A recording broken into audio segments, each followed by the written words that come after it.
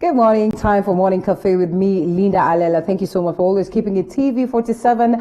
I am here to ensure that we kickstart your day on a very good note, update you on matters, news, and importantly have candid discussions that are of issue that surround you. Importance, of course, are of importance to you. And importantly, we also would want you to be part of the discussion or the conversation or the show all the way to 9 a.m. Hashtag Morning Cafe at Linda_Alela at TV47. KA. Stream live on Facebook, on YouTube. Periscope will be here to ensure that you got all the answers that you would be having, and also you get to know everything that is happening. As always, the show is all about informing you, entertaining you, and ensuring that you're right here to understand what exactly it is that is happening. And we also open to ensure that we get to hear from you. If you've got something that you'd love for us to know, whatever it is that is happening around you, please make sure that you update us, because that's technically why the show is here. It is about me and it's about you. Welcome on board.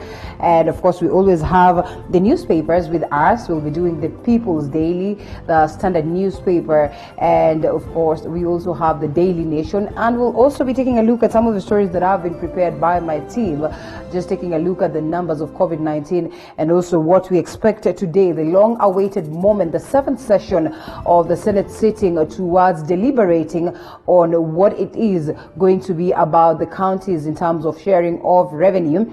Indeed, it has been sessions and sessions of trying to find a truce on the same, something that has not happened. Some senators still maintain their stand that they're not going to take anything less than they are proposing or anything better than what has been proposed so far, while others say that it is necessary that they proceed to have a solution towards this, so at least we do not have things stalling up at the level of the county. So it's going to be an interesting day, and we'll be here trying to preempt of what to expect. We'd love that you be part of that. Also tell us what it is that you expect this day, on what the Senate will do in terms of pushing to have a proper sharing of revenue across different counties, one that will be considered fair across. But before we get to that discussion, we first of all take a look at what, of course, my team has prepared in terms of news. And 12 people have been arrested in Kararo area in Transmara West for allegedly trying to ignite a tribal animosity, and tribal clashes have been witnessed amid different places. Amid this time where the country is dealing with COVID-19, we know what has been happening in Joro, that is Nakuru or Miss Pamuru, and we take a look at all these clashes. And let's take a look at this story that has been prepared by my team as they update us on what exactly happened in Kararo. 12 people have been arrested in Kararo area, Transmara West, after they were found attacking people and burning their sugarcane plantation. Confirming the incident, Narok County Commissioner Samuel Kimiti says the 12 who were found in possession of bows and arrows are suspected to have done the criminal act in order to spark the now cooled down tribal clashes in the area. Kule Transmara sahi watu 12 wameshikwa wakiwa na nyuta 3 na mikuki miwili na michare 12. According to Kimiti, those fueling tribal clashes in the area will face the consequences despite their positions in power. Kimiti further calling on residents not to listen to people who want to spark tribal clashes in the area. Kwa muhalifu yoyote, uwe mwanasiasa, uwe mwananchi wa kawaida, uwe mchochezi, saa hii polisi tumewaeleza watu wachikwe wapelekwe kotini. Ikiwa hawana kazi ya kufanya, waende wakafanye kazi. Kuna kazi nyingi ya kufanywa jela. Elsewhere, a Nakuru court has ordered that 14 suspects arrested in connection with violent clashes in Joro be detained for 10 days to allow police to conclude investigations. The directive by Senior Resident Magistrate Lillian Arika followed the application by the Directorate of Criminal Investigations, who sought to hold the suspects for 14 days pending investigations. The suspects, among them former Naisut Ward Representative Joseph Miangari and a Kenya Defence Force officer, will be detained at Bondeni Police Station and Joro Police Station respectively. For TV47, I'm Zainab Mohammed. And for the past 1 month, over 140,000 vulnerable teachers from the county of Nakuru have benefited from food donations distributed by the county government of Nakuru. However, there was drama early Monday as teachers who missed their share pounced on the vehicle that was delivering food to another group. Willie Dennis Njeri reports from Naivasha. This was the situation Monday morning in Naivasha at the Little Friends Academy during a food donation exercise from the county government of Nakuru to private school teachers. Some teachers missed out on the spoils and a scramble for food packages ensued. The scenario optimizes the dire situation many private school teachers are in across the country. The exercise started in an orderly manner. Little did they know that not everyone would get a package. It has been tough during this coronavirus pandemic, but we thank God that the governor has thought of us and has given us food. We appreciate that gesture. We don't take it for granted, and may God bless you. Meona mnatufikiria sana, tulikuwa na shida mingi kutoka tusimamiwe kazi. Tunamwomba rais atufikirie sisi walimu wa private pia sisi tuanze kusaidiwa kama wale walimu wa BOM. The teachers became unruly after word went round that part of the food donation was to be taken to another location where another lot of beneficiary was waiting. They couldn't let their luck spill away. The main gate was closed and the tutors threw the etiquette to the wind. Kura yote itolewe ama ichukuliwe yote iende kwa sababu wengine tumeachwa njaa. Wananiacha na njaa. Wananiacha na njaa. Alafu tuone chakula inaenda. Chakula inaweza ama iletwe kwa boma yako. Kwa boma yako na ukose kukula. Na umepikiwa na ukose kukula, hakuna kitu kama hiyo. It was messy,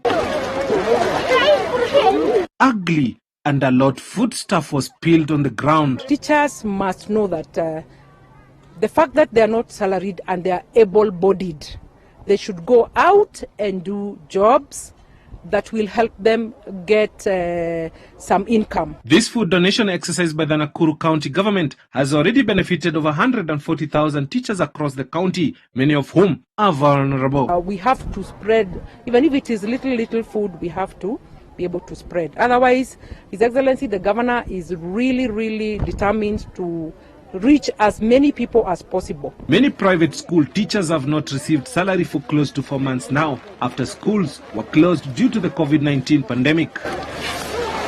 Reporting for TV47 from Naivasha in Nakuru County, I'm Willie Dennis Njeru.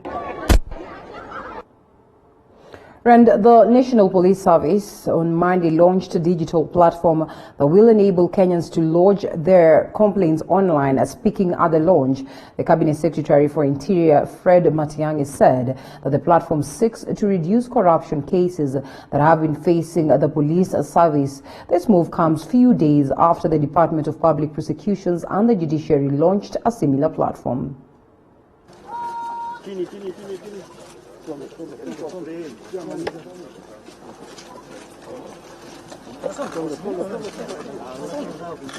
A new digital platform to lodge complaints with the police has been hailed as a tool to curb corruption in the National Police Service. Speaking at the launch of the Utumishi project and the e-filing system, Interior CS Fred Matiang'i praised the move as a game changer in service delivery for the police. CS Matiang'i was especially delighted by the digital filing of cases made possible by the new platform. There's an animal in this country called the file. That animal has been a cause of misery everywhere. It's the basis on which people seek rent. There's some funny thing called the file. You know, nunua chai, file ipatikane. Ongea na wazee, ili file ipatikane. Hawa wazee sasa lazima wapotee. The Cabinet Secretary urged police officers to be registered under the platform, since it will also reduce promotion struggles within the department, which has seen many deserving police officers not get promoted. Because people must be promoted because of their performance. Because if we do the analytics like we saw here, you are an OCS of a station where there are so many cases that have never been concluded. Investigations that are lying there. Why should you be promoted? The Utumishi kwa Wote digital platform is set to incorporate the National Transport and Safety Authority to enable a seamless working transition. The platform will be rolled out in other parts of the country in the near future. Andrew Kilemi for TV47. Thank you, Andrew, for that. Now, perennial human congestion at the Likoni Crossing Channel is set to end following the construction of a floating footbridge that will link Mombasa Island to the South mainland. The construction of the 1.7 billion shillings pedestrian bridge by the China Road and Bridge Corporation has started at the Liwatoni area of Mombasa Island, as Mohammed Ali reports. The construction of a floating bridge that will link Mombasa Island to the South mainland is set to end the human congestion that happens at Likoni Crossing Channel. According to Evans Momanyi, the director of Sakawa Agencies Limited, a subcontractor of the project, construction work for the causeway and a holding bay is set to be completed by the end of August. We have already mobilized. We have mobilized the resources.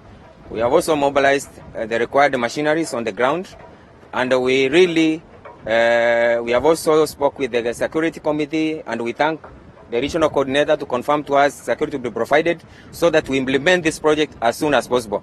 By the end of August, we are sure with the engineering department, we will do the causeway in time.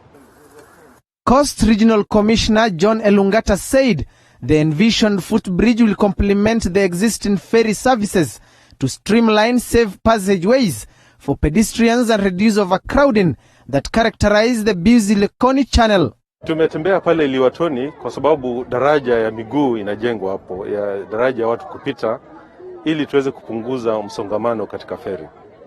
Na tunatamaa sana kwamba daraja hiyo iweze kukamilika. Tunajua kwamba contract imetolewa na inajengwa, itakuja tu kufungwa. Kwa hivyo kile ambacho kinafanywa saizi ni kujenga yale maeneo ambayo daraja itafungiliwa. Elungata at the same time urged residents in the coastal region to conform to the new normal, adding that the project has created employment for the youth through the Kazi Mtaani initiative. Kwa hivyo ndio maana tumeenda hapo, na kwa sababu tunataka kuwa na project ambayo tutakuwa tunakumbuka hapa Likoni kwamba vijana pia walichangia kufanya katika huu mradi wa Kazi Mtaani. Tunataka vijana wafieke ile sehemu inaelekea katika ujenzi wa ile ferry project site, ndio wale wanaenda kufanya kazi kule waweze kuona vizuri, waweze kwenda bila kuzuiwa na nyasi wala mawe wala miti. It is estimated that more than 300,000 people and 6,000 vehicles cross the busy channel daily using MV Jambo, MV Kwale, MV Likoni, MV Kilindini, MV Nyayo and the newly acquired MV Safari. Reporting for TV47, I am Muhammad Ali. All right, and on that note, the story from Mohammed, I think it's important that we cross over to the newspaper, but not before we go for a short break. Important that you be part of the discussion or the part of, the newspaper review. #Morning Cafe at Linda_Alela. I'll be back with much more and the guest of the day as we take a look at the newspapers.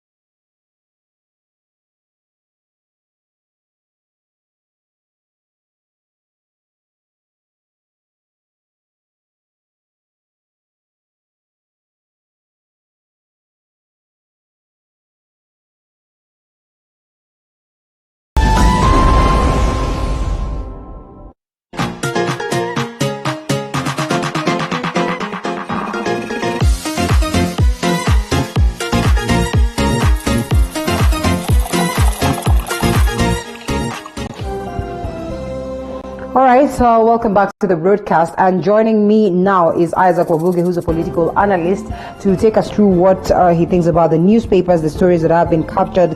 And we have the People Daily, the Standard newspaper, and the Daily Nation newspaper. So we'll start off with the People Daily that I already have set to the front page of the People Daily. How Phyllis won 1.2 billion fighting lead poisoning after a decade of campaigning cost environmental activist wins landmark court ruling against NEMA, and that is detailed on page 12.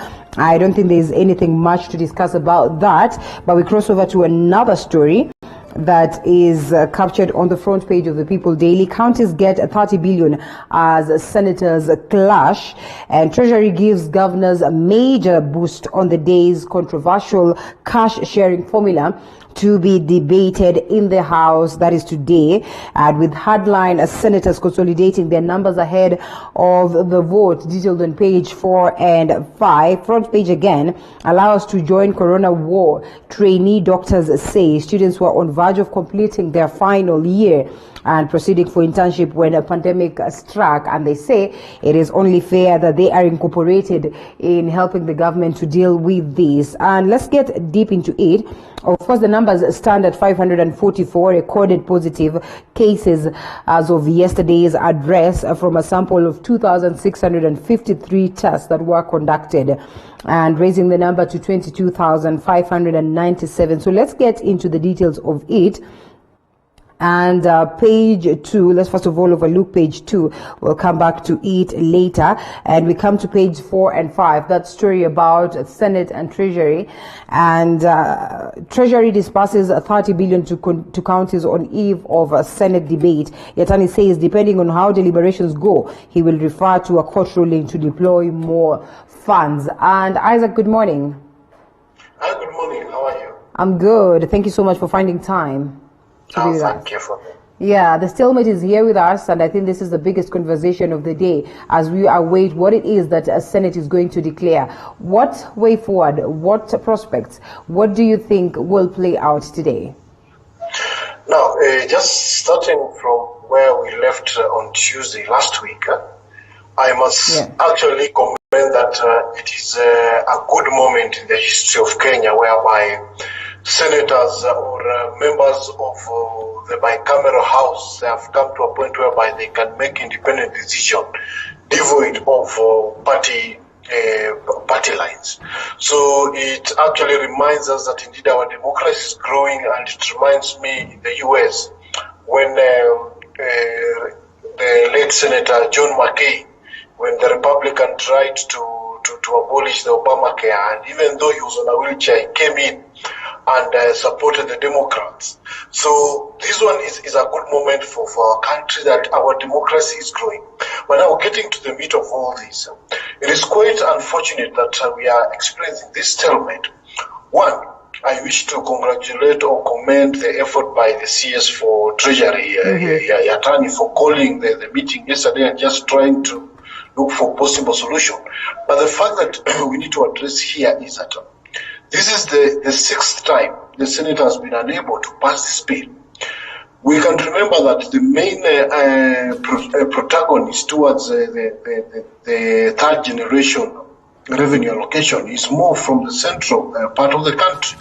And other people feel that there is some sense of entitlement from the senators from the central part of the country. And you can remember sometimes back in 2018, the senators and MPs from Central converged in Naivasha and actually declared that they are getting the short end of the deal when it comes to government allocation.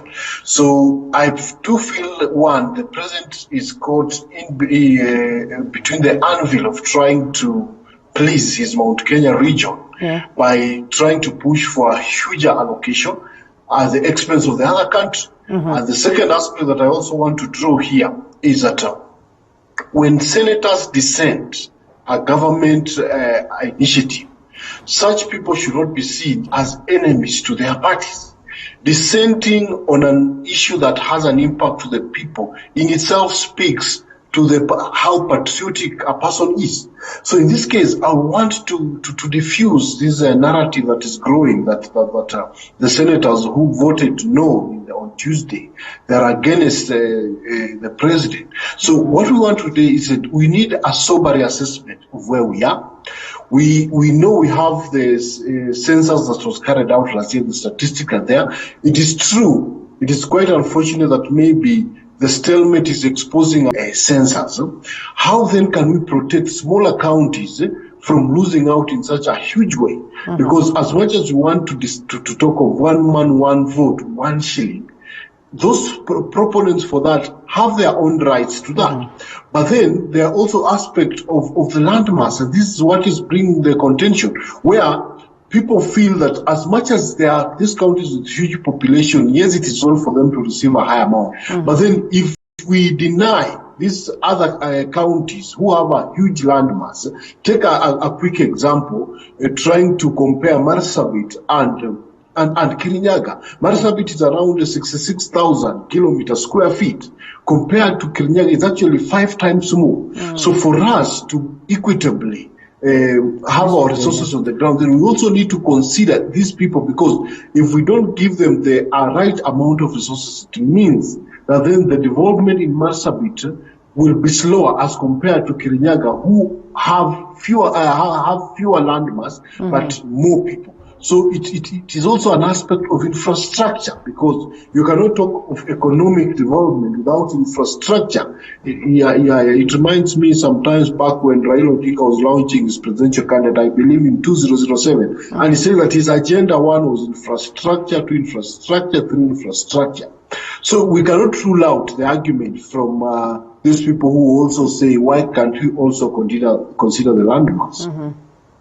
Yeah. All right. Well, this is a discussion that we'll have candidly as we proceed with the show. It is also expounded some more on page 5 of the People Daily. And more senators vow to oppose the bill. Debate on revenue sharing resumes today in the Senate with indications pointing to a stalemate. Let's cross fingers that indeed a solution is reached. And moving forward, we get to see what will be happening. We promise to follow up on that. And we'll be here to update you on the proceedings as, of course, they come. And crossing over to a different story, still, this is on matters COVID-19, page 6 of the People Daily. Puts circumcision rights on hold. Kagwe advises communities, and ministry policies prohibit mass gathering that may contribute to the spread of the killer coronavirus. That is right there, captured on page 6. And also, right, of course, opposite that story, or right next to that story, is Governor for Kiambu. And this, he says, is why corona is fast spreading in Kiambu. The question is, why is it that corona is fast spreading in Kiambu County?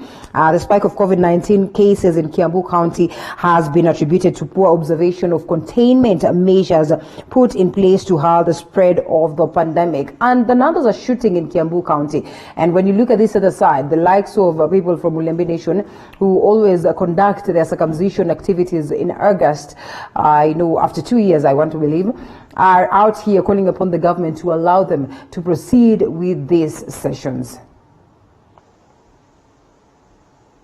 Isaac.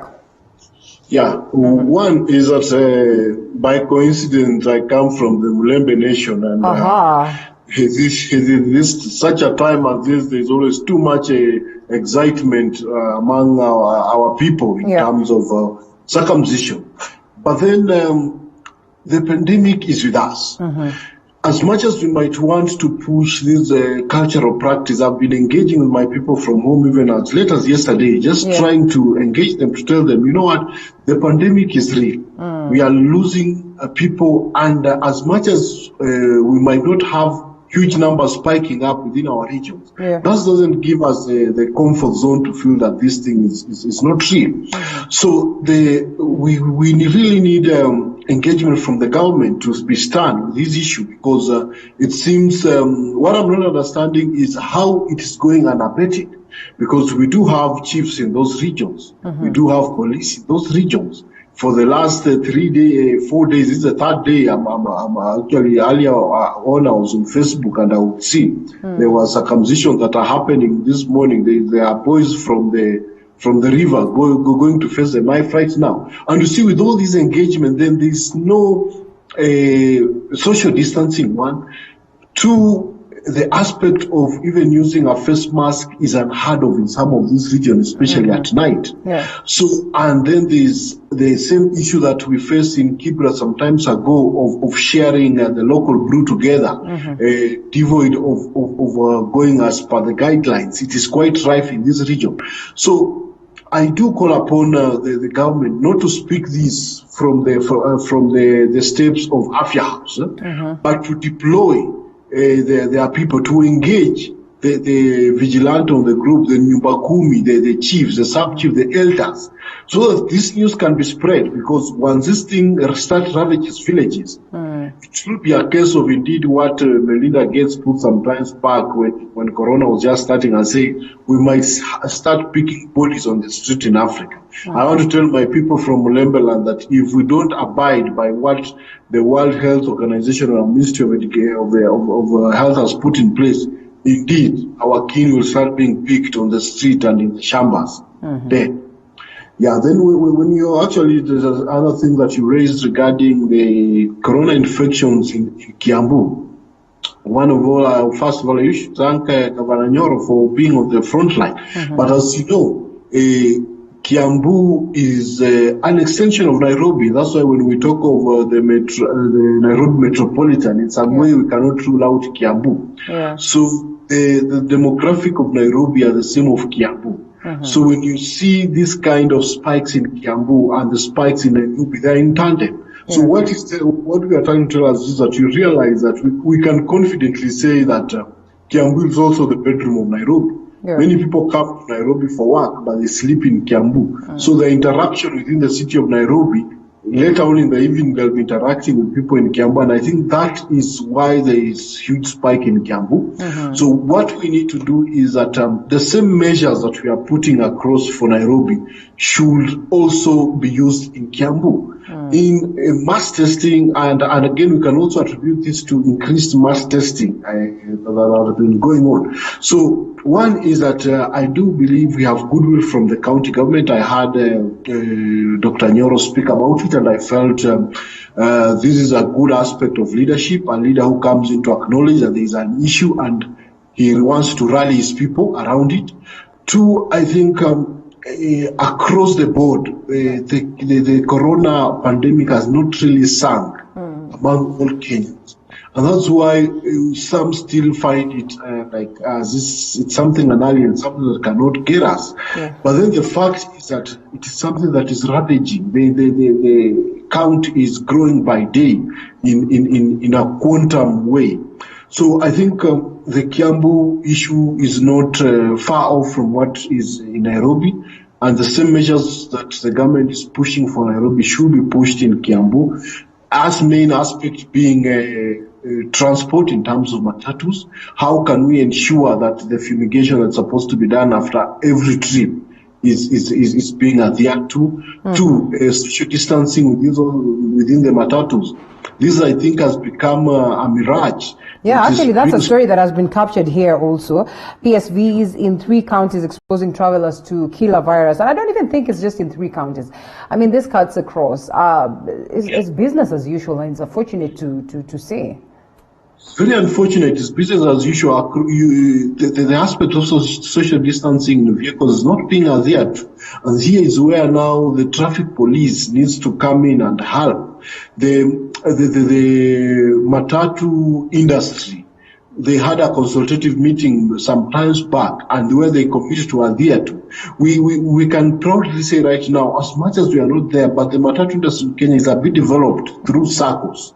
So as we try to implement this, I think we need to have a stakeholder engagement almost weekly with the PSVs in the country to ensure that social distancing and use of masks is well adhered. You know, yesterday I had an argument across people saying, why is it that in aeroplanes there is no social distancing and you're forcing us to have social distancing in matatus and the limitation in churches? But I think people did not watch what you ran through when the CEO of Kenya Airways was just taking through some of the professional arrangement within the plane, the technical aspect within the plane to manage such a situation.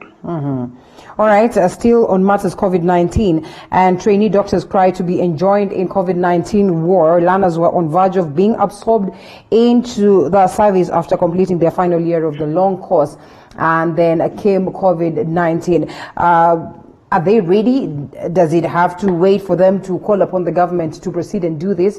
Mid this time that we're talking about, very few frontline workers, we probably need to tighten the noose. We need to have more of them coming on board. Why does it have to wait for them to call upon the government to incorporate them and not the government to look at that in that direction? First of all, I'm excited about the fact that they have come out to place a demand that yes, we have gone through training for this time. Yes, we are almost through and we want to be part.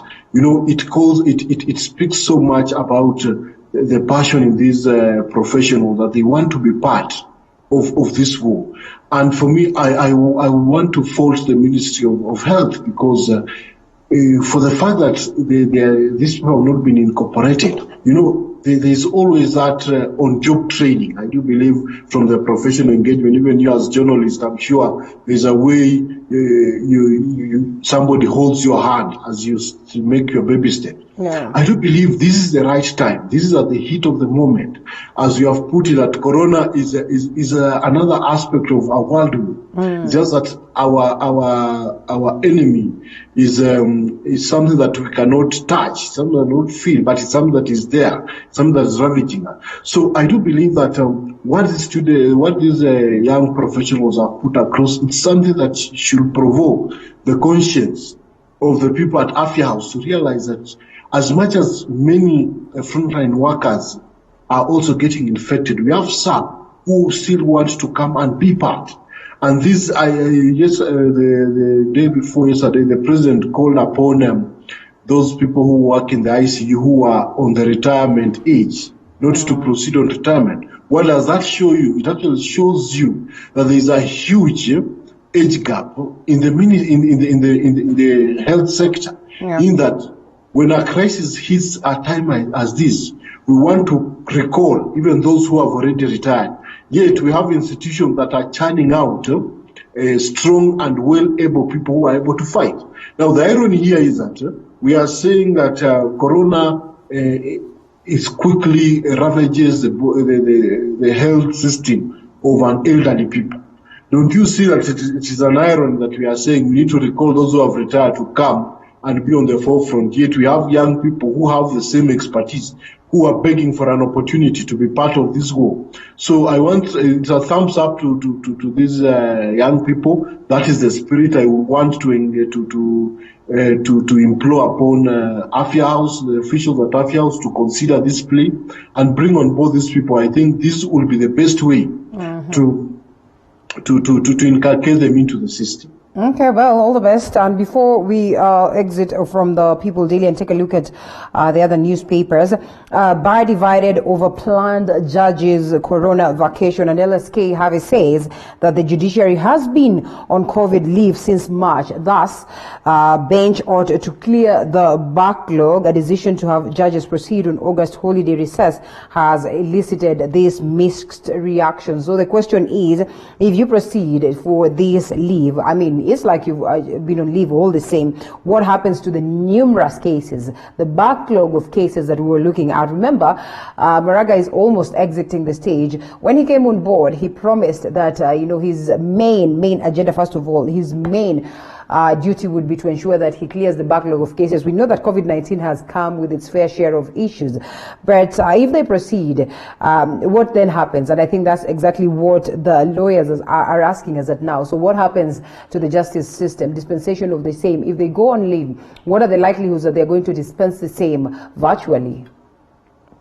I know as much as we are having this Corona issue, there are some things are for going concern. And the aspect like what we are witnessing in the judiciary right now, it is quite unfortunate that we are thinking of then allowing judges and magistrates to proceed on leave. Yet we know the backlog that has been there. It is as proven to Kenyans, his mental, his stamina, his his balls in terms of trying to read off for the judiciary the challenges that have been there in matters of backlog. So I will stand with the lawyers in opposing such a move. We can have phased out leaves. I'm sure there's a way we can, Maraga can work this through, but not expose or not paralyze the judiciary by allowing magistrates to go leave. As you have rightly put it, Maraga is on his sunset years at the helm of the judiciary. I want to put it clearly that history will judge him very harshly. As much as we might want to fall through the trap that he has been going through, frustration and everything, the issue of backlog of cases has been there. He committed, I think his first acceptance speech after he went through the interviews was that he was going to deal with the issue of backlog. Yeah. But look at where we are. Across the country go issues of backlog. Recently, he was pushing digitalization of the judiciary. But till now, I do believe that as a leader, then you need to give feedback when you digitalize this. How is it working? So at this point, even as much as we're also having a stalemate between the judiciary and the executive when it comes to appointing judges, this should be actually a reason why we shouldn't release judges to go and leave until the stalemate between the judiciary and the executive is sorted out. And I just want to call upon Maraga, when it comes, as much as we talk of independence, independent institutions and structure, stakeholder engagement is very key and very important. As much as he has been going out in the media to expose the challenges he's going through, Maraga is yet to tell us if he has sought audience with the president and he has been declined. Maraga is yet to tell us that the State House has totally blocked him from having an engagement with the president. Such are the things that you don't have to rant on media. Such are the things you have to engage your leadership traits, engage the president directly. I'm sure he has the president number. He can get the president's ear. I'm sure through institutions, there are institutions that are able to come in and help them resolve this stalemate amicably. So we should strongly oppose this aspect of allowing judges to proceed on leave at such a time like this. All right, and we have like about 5-7 minutes or so. Let's take a look at what has been captured in the Standard newspaper and the Daily Nation, the front page of the Standard newspaper. Murkomen Sakaja on the crosshairs. And of course, this as Jubilee chairperson Murathe is out here firing shots and saying that, you know what, there's going to be some tight moment, especially for leaders who are against what it is that Jubilee is proposing. And this also coming at this time of the revenue share in terms of, you know, the proposals that have been fronted by President Uhuru Kenyatta. And we know very well that there are factions within the Jubilee party, and some of them also going against what it is that the president has declared. And also on the front page capture the return of Raila Odinga, and now the fact that he's actively engaged on matters politics is a conversation that is ongoing, captured on the Standard newspaper's front page. And crossing over to page 2, nurse loses battle with COVID-19 after giving birth. A man kills daughter after boyfriend sleepover. That is pretty much unfortunate, an occurrence. But then again, crimes of passion, social issues are cropping up by the day, or social ills as it stands right now. Today we'll be having a discussion on, you know, just getting to know how best we can take care of our girls and get them to that level of understanding proper social education, sexual education, which is very important. So we'll be delving deep into understanding why these social ills are taking center stage in the country. Man kills boyfriend, and I mean, looking at this story of a nurse who battled herself out, you know, lost her life, but managed to bring on board a baby, which is, something that is ongoing right here in the country.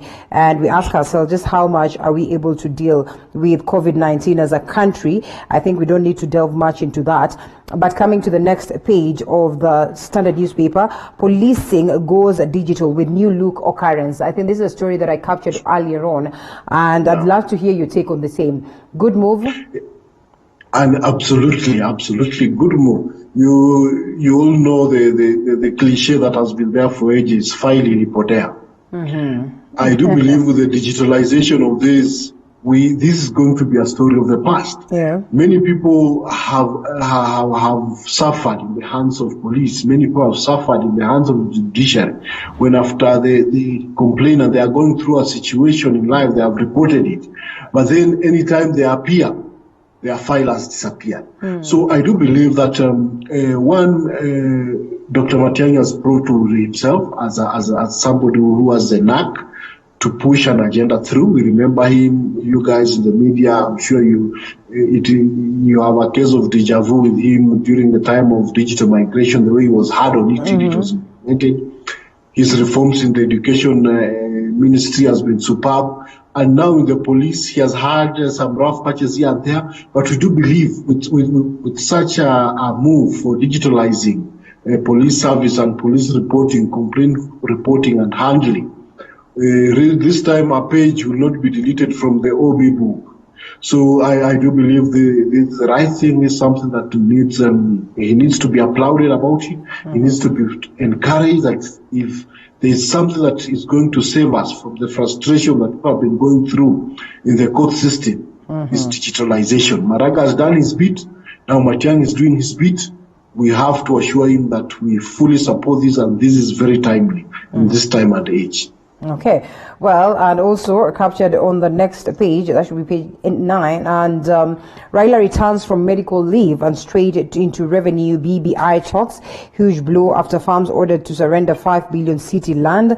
I think we've touched on matters, BBI and the revenue talk that is ongoing. By the way, your take on this one, the revenue talk, does it put BBI on the balance?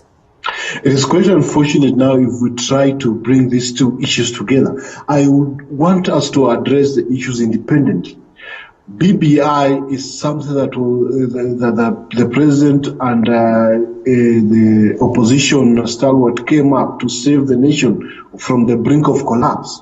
So it needs to be handled in that way. It has some key issues that are amazing, that will be able to heal this nation from all the challenges it has been going through. So as much as it was unfortunate for the Senate Chief Whip, Mr. Kangata, to pull this strand that, you know what, if you don't support this, then BBI will frustrate BBI. No. BBI is independent. It's taxpayers' money that has been used in a public hearing to bring in people's engagement on what they want of the next constitutional moment that is we thought would be with us this year until Corona strike. We are hoping that 2021 will be a constitutional year for this country, so we cannot put it on the same wavelength with the current stalemate in the Senate on revenue allocation. People who have opposed this move, they have opposed it in the right way. And actually, let me use this time to just engage and say, the senators who should vote with their conscience. It reminds me the statement by Brutus in Shakespeare's best play, Julius Caesar, when Brutus addressed the people after the killing of Julius Caesar. He mentioned and said, "It is not that I loved Julius Caesar less, but I loved Rome more." So this should be the spirit. Sakaja and others senators that are being targeted, it's a high time they should stand and say, it is not that we love Nairobi less, it's not that we love Kakamega less or Kisii less, but we love Kenya more. We are in a moment whereby we need the shared prosperity that is envisioned in the BBI document to speak throughout. As Article 201 of the Constitution talks of public finance, and it is black and white when it speaks of each citizen should be part of equal distribution of the country resources. So we should protect even that person in Lamu, even that small person in Marsabit from losing any sense. Okay, and that's still, like we had said, this story also captured Murkomen and Sakaja may be kicked out of Jubilee Party once Murathe. But that aside, let's take briefly what is on the front page of the Daily Nation. And the Daily Nation says that how Kenyan families stole billions in the US. There's an interesting piece. This one, of course, I'd call anyone interested to grab hold of this. Family made history for stealing the largest amount of money without being involved in tendering or firing a single shot, making Kenya a global hotspot of technology-based crime. And when the FBI started a global hunt for scammers, code-named Operation Rewind, Robert Mutua Muli was arrested at an airport in Ohio, Texas, just as he was about to board a plane to Kenya. That's an interesting story. It's more on matters corruption, advanced corruption for that matter. I don't even know whether we need to. Yeah, I know. It is quite unfortunate that we are also making some serious headlines on matters of corruption overseas. Across the globe, yeah. And, I think that the biggest issue is that had this been a case in Kenya, we'll have gone through ages, maybe 15 years, as we are still having. We have never had a landmark ruling on corruption in Kenya until the Wahungu and Waluke issue recently. Yeah. So, we need, as much as there are Kenyans who have done this thing, we need to implore that if at all they have been engaged in such a scheme, then the wheels of justice should take its course. And Kenyans here, as we are watching, we know very well the Chicken Gate scandal in Kenya.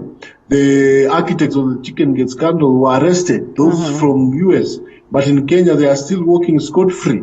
So it is as much as it is an indictment to our judicial that, you know what, our people are also engaging in corruption out of the country, but it's a high time our wheels of justice should catch up with what is happening on the other side. All right. And of course, that one is an interesting story that has been extensively captured on page 4 and 5 of the Daily Nation, but also on the front page, ODM accuses Kalonzo of staging a coup in Jubilee. An interesting one. Maybe one would say that, well, this was bound to happen anyway. Captured on page 6 of the Daily Nation. What do you make of that? I think we need to look at it.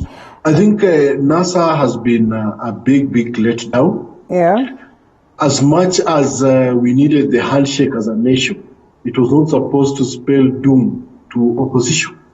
We are living in uncertain times. I'm sure the likes of Martin Shikuku, the likes of Gingo Odinga or Malo Kijana, if they have to rise from the death right now, they'll demand to go back wherever they have come from, because it is in certain times that the opposition is in government and the government is in the opposition.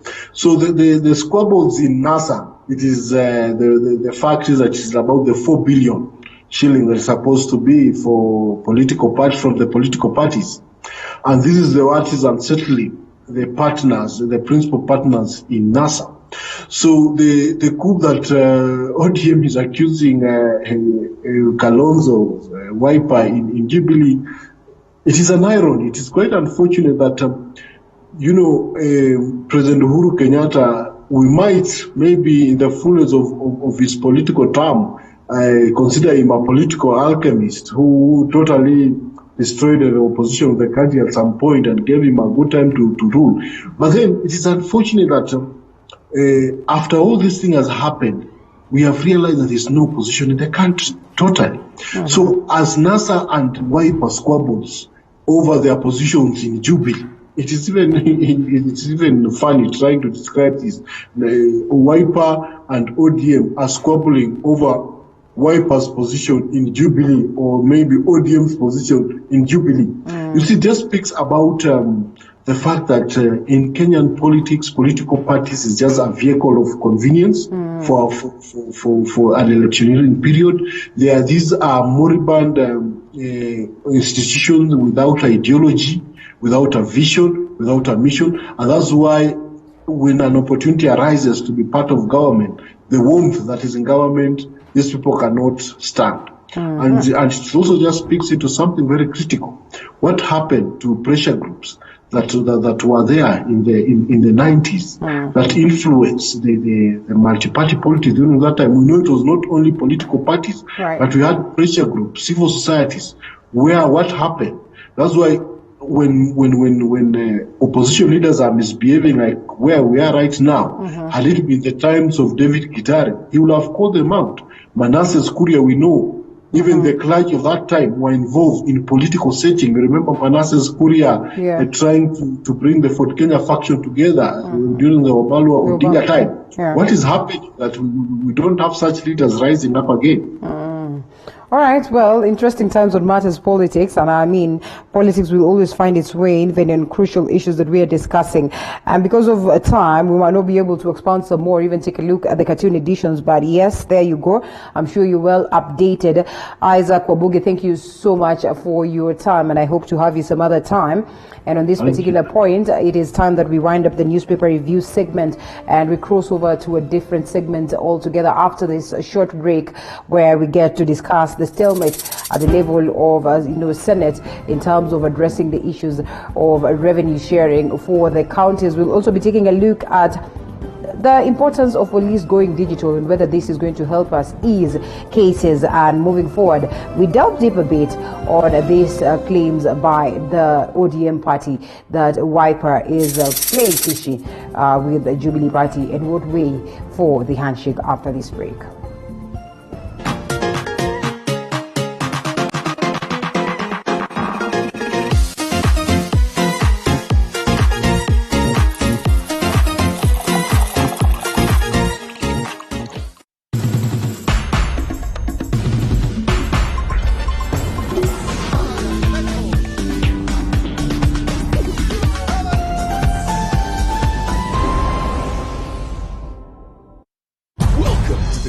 World of M-Truck Solutions, your trusted provider for bulk SMSs. We also offer API integrations for all your communication and payment needs. We also provide you with tailor-made payment getaway solution to receive and disperse cash quickly, affordable and securely. Let us expand your reach and connectivity on USSD, SMS and voice today. Call us on 0723 030 030 or email hello@mtruck.limited.co.ke. For more details, visit our website www.mtrucklimited.co. Late last year, the coronavirus COVID-19 has emerged as a serious healthcare threat. This is an infection that has gone global and no one has been spared. The government, through the Ministry of Health, has put in measures to keep Kenyans safe against COVID-19, which is currently rampant around the world, with new confirmed infections and death cases daily. Such sanitization and screening of visitors at this border post and across every entry point in the country is very vital in preventing the spread of the disease in the country. I'm very happy about the screenings that are going on in Tanzania and Kenya. I think it's very proactive that you're thinking about stopping it at the border so that it does not spread. It is scary that a single cough here can lead to an outbreak of epic proportions. In order to prevent that, the government has instituted measures to keep Kenyans safe. The facility has all the equipment you need, from handling a basic patient up to ICU setting. However, you also have a role to play in preventing spread of infections. Citizen responsibility is the key to the success of this initiative and these measures. Let's all do what we have to do individually. And this is how we are going to defeat this disease. It's just our general hygiene, okay? And that now means at workplaces, we should ensure that our work surfaces are clean. Let's ensure that nimefanya proper sanitation ya mikono. Every time na board matatu, lazima ni sanitize mikono. We have faced many severe challenges as a nation, and we have always found a way to rise above them. COVID-19 is no different, and we will overcome the pandemic. Stop coronavirus. Follow all directives from the Ministry of Health. Wash your hands. They say relationships are a lot like algebra. You look at your ex and you wonder why. But here at the Garden of Eden, we talk intimacy and relationships. So I think single people are still getting but because of course it's still happening. Captivating, hot and unsugar-coated topics that will leave you wanting and craving for more. You start scratching inside with things. No, the inside does not have any problem. This is, men are complaining, and actually out there men are actually complaining and saying the cookie jar is.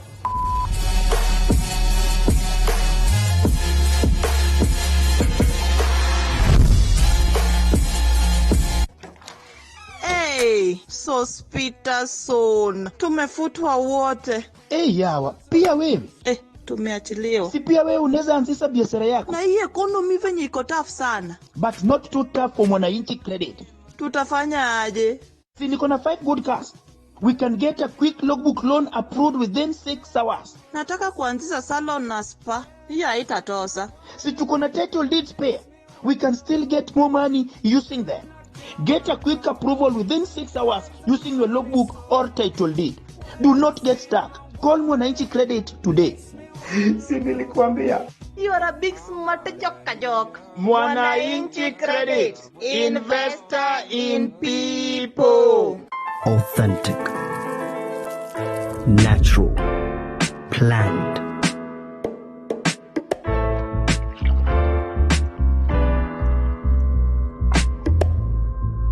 Transforming.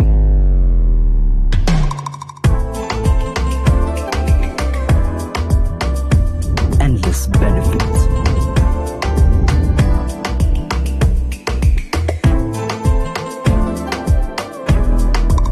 Slaty, purely Kenyan. Buy now on Jumia or Amazon.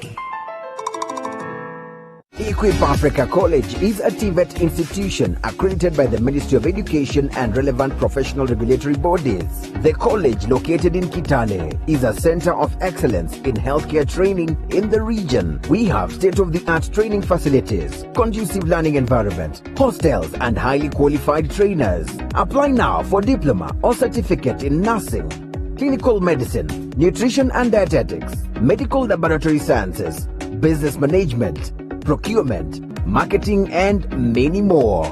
For inquiries, visit our main campus next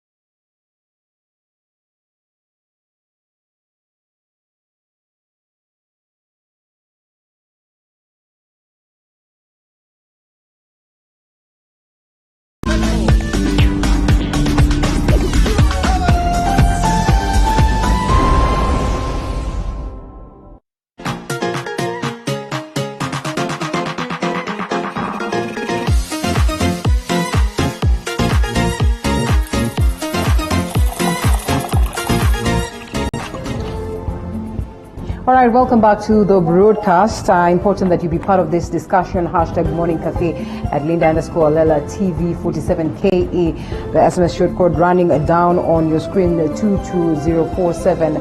The numbers to call 0768095491. Let's get to hear what you have to say about the discussion. Like I said earlier on, we get to understand on what we expect this day as the senators again meet to deliberate on what way forward on the stalemate that has been ongoing in regards to sharing of revenue across different counties. We'll also take a look at this move by police to go digital, and we get to know whether this is going to come in handy to address the issues of the society, matters security, and whether indeed it's going to take them to the next level. And of course, we also take a look at these talks within the NASA coalition, and now ODM coming up with claims that Wiper Party, Kalonzo Musyoka, Wiper Party leader, or Wiper Party at large, is playing fishy this time now that they have joined the Jubilee Party. As they say, theirs is a move towards helping President Uhuru Kenyatta, successfully, address the issues of development in the country, maintain unity and peace. And to kick us off is this piece that had been prepared by my team after the standoff on revenue sharing formula. The Senate is expected to sit for the 7th time on the same motion, that is today. So this comes shortly after Senate Majority Chief Irungu Kangata met with ODM and Jubilee legislature, at Court Secretary General's Francis Atwoli's home in a bid to strike consensus on the matter. Let's take a look at that. The third basis of revenue allocation has become the most divisive issue in political circles recently. Already, the Senate has held 6 sittings without reaching a consensus on the matter. Now, youth groups have joined the division's bandwagon, and this time, 2 youth groups, Mulembe Youth Movement and Youths for Ruto 2022, have backed the CR revenue sharing formula. Speaking at different events in Nairobi, the youth group slammed leaders opposed to the formula, saying it is an unnecessary standoff that is hurting operations in the counties. As the youth from Mlembe Nation, we are actually supporting the revenue allocation formula that has been stipulated by the CRA together with the amendments that have been provided. So we are actually encouraging and propping up for more resources, and we've been given a figure of 3.6 billion that is coming into our economy. That particular money, when it comes to down there to the mashinani, I think is going to sprout the economy. We are going to have more opportunities for our young people. We are going to have more opportunities for industries. We are going to have better roads. We are going to have better health facilities. And we are also going to have better even early childhood education for our people. Revenue should be allocated only to the numbers and not to the region or something. If the numbers are high, let them have more revenue allocated to them, because then we are working with humans. We're not working with lands and everything. The youth decried that politicians are distorting the revenue sharing formula to suit their selfish ambitions. We have been taught to reject concepts, including but not limited to the recent third generation division of revenue formula, by demagogues and charlatans who give it a tag of exclusion and amplify it through dubious propaganda to achieve their narrow political ends. However, senators from Ukambani have vowed to oppose the third basis on revenue allocation, saying it is detrimental to arid counties. The senators led Makueni's Mutula Kilonzo Jr. say reducing the allocation for any country violates the law on equitable distribution of public resources. The problems and the challenges that this region faces, and a person who stood firm to be counted on the right side of history, to ensure that no county loses a single cent in the sharing of revenue among counties. Tunasema kwa umoja wa nchi yetu, kwa umoja na usawa wa nchi wa kaunti ya Wajir na ya Lamu na ya Makueni na Kitui na kaunti zile zingine zote za Kenya. Lazima kila mtu, Mkenya ambaye amezaliwa Wajir, Mkenya amezaliwa Mandera, Mkenya amezaliwa Kitui, ambaye amezaliwa mkoa wa Magharibi, huyo ni Mkenya. Na hakuna vile tunaweza mgawia pesa, tumupunguzie pesa kwa njia yoyote. All eyes will be on voting patterns, the political horse trading and hidden dynamics that will emerge Tuesday when the Senate sits to debate the matter. Nancy Kimuyu, TV47. Leadership and governance consultant Philip Mwangali joins me this morning alongside Alex Mwathi, who's an engineer and political analyst, to expound some more on that. Gentlemen, it's long since I heard you, and we've not had a chance to talk or debate on the stalemate that is ongoing in regards to sharing of revenue across different counties. First things first, I have had this discussion for the longest of time, I must say, and today we are only crossing fingers that indeed this is going to be addressed, because as it is, it puts the county at loggerheads, it puts the counties at a stalemate, and puts devolution to question. So I'd love to hear your take on the same and what you think should be the way forward as it stands. Alex. I've watched and listened to this whole hullabaloo with a lot of myth, because as a country we continue to see leadership that is not, if in my words, not mature, as it were. Because we keep talking about squirrels when we should be chasing the antelopes. We have a CRA that is established by the Constitution, and if it's done its own research and found some ways, one would have to have a very strong reason why to oppose a constitutional commission, number one. And number two, we're spending so much time and talking about development based on 300 billion shillings shared across the counties. Geraldine, let me tell you the total budget for this country is 2.7 trillion, which means that if you talk about 300 billion, you're saying you're not bothered about what happens to 2.4 trillion shillings. It's only a tenth of the total budget as it were. So which means that this Senate and this country, the Parliament as it is, should be concerned so much more about the 2.4 trillion shillings that is left on the National Assembly to be able to move forward, number one. Number two, development doesn't come with the amount of money that is shared in any county. Development comes in every county identifying what they can do to make better their people, so that you have playing level ground so that people can create wealth. When you give a county money, that's not creation of wealth. Creation of wealth is given by the people who are on the ground. I listened to somebody like Mutula Kilonzo talking about requiring more money for Makueni County. I can tell you one thing for free. If they spend time developing the growing of fruits in Makueni, they'll not need a single shilling from the center. Which means the leadership is diverting our attention to the main issues and making us concentrate as a country on issues that are really of a minor value, as it were, for the development of this country. And because this is a kind of politics, we remain poor. All right, well, interesting views right there. And coming to you, Mwangali, let's get to hear your take on the same. Now, first, let me comment on those two groups that have proposed to speak for certain region, which I happen to come from. It's unfortunate. If you ask many of them who were in those press conferences why they are opposing that formula, they would only read from the statement and they would not have a concrete argument, which is unfortunate for people who are supposed to be at the forefront in trying to influence policy in terms of development and even what we are discussing right now. But that said, I would like to take us back to what the Constitution in Chapter 12 provides. And this formula that has been proposed by the CRA is an attempt to rewrite Article 202 and 203 of the Constitution of Kenya. And I say this because Article 203 provides parameters on which the division of revenue, especially revenue going to counties, shall be devolved. And one of those parameters is that you must look at the fiscal capacity and efficiency of county governments.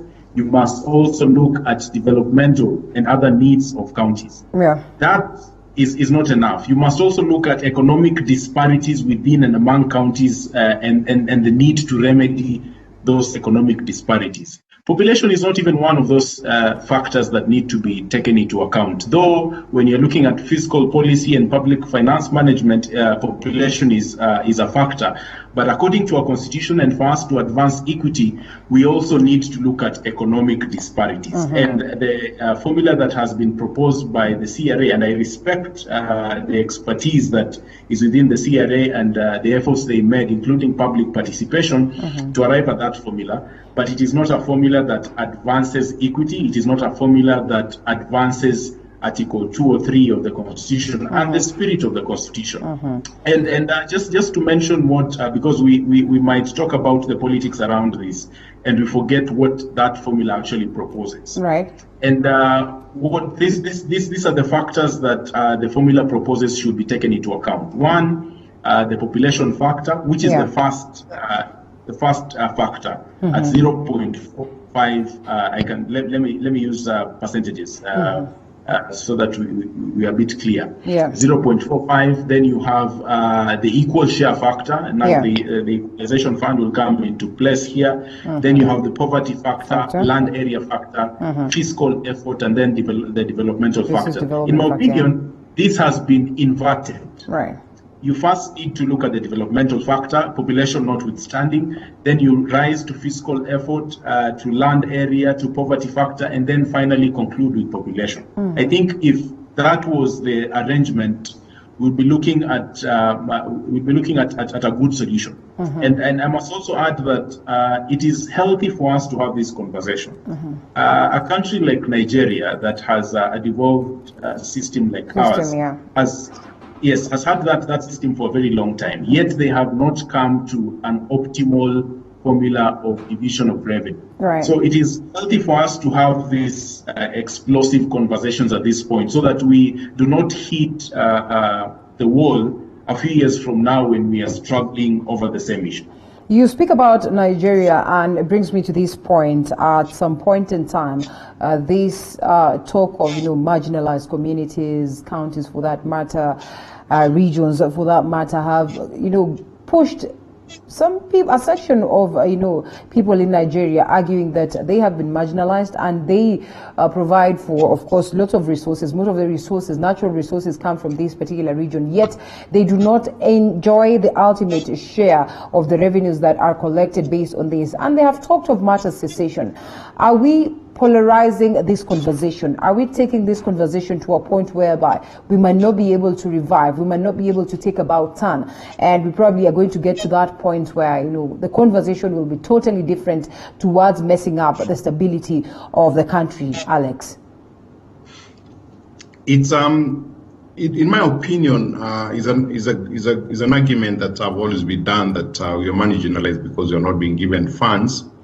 And it sounds very nice to keep saying that. And yes, it can cause a lot of political uncertainties. But Alex, is it really a matter of funds? Because when we're talking about the marginalized communities, and you hear that, well, funds are supposed to be channeled there, probably more, so at least they're able to catch up with the rest of the country. So when we talk about funds, it boils down to, development in these areas. It boils down to, strengthening of education in these areas. So technically, it's not the fund aspect that we're looking at. But anyway, we all know that all this has to be made possible by the numerous funds that are allocated towards addressing the issues.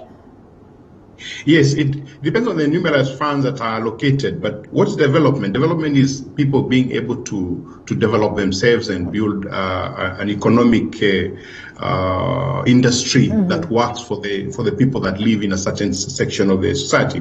One of the things that has happened in this country from the time of independence, there was, obviously, we must admit that there was a skewed allocation of national resources to an extent that in areas where we didn't have a lot of people, then there was not much allocation of resources. We are an economy that was built on a railway line from Mombasa to Malaba. So we tended to develop only the area along that railway line. And there was a need after the so-called devolution. I have issues with that also. After the devolution, then we needed to be able to expand these to other areas. But is it by providing the county governments with more money? I have a question to that.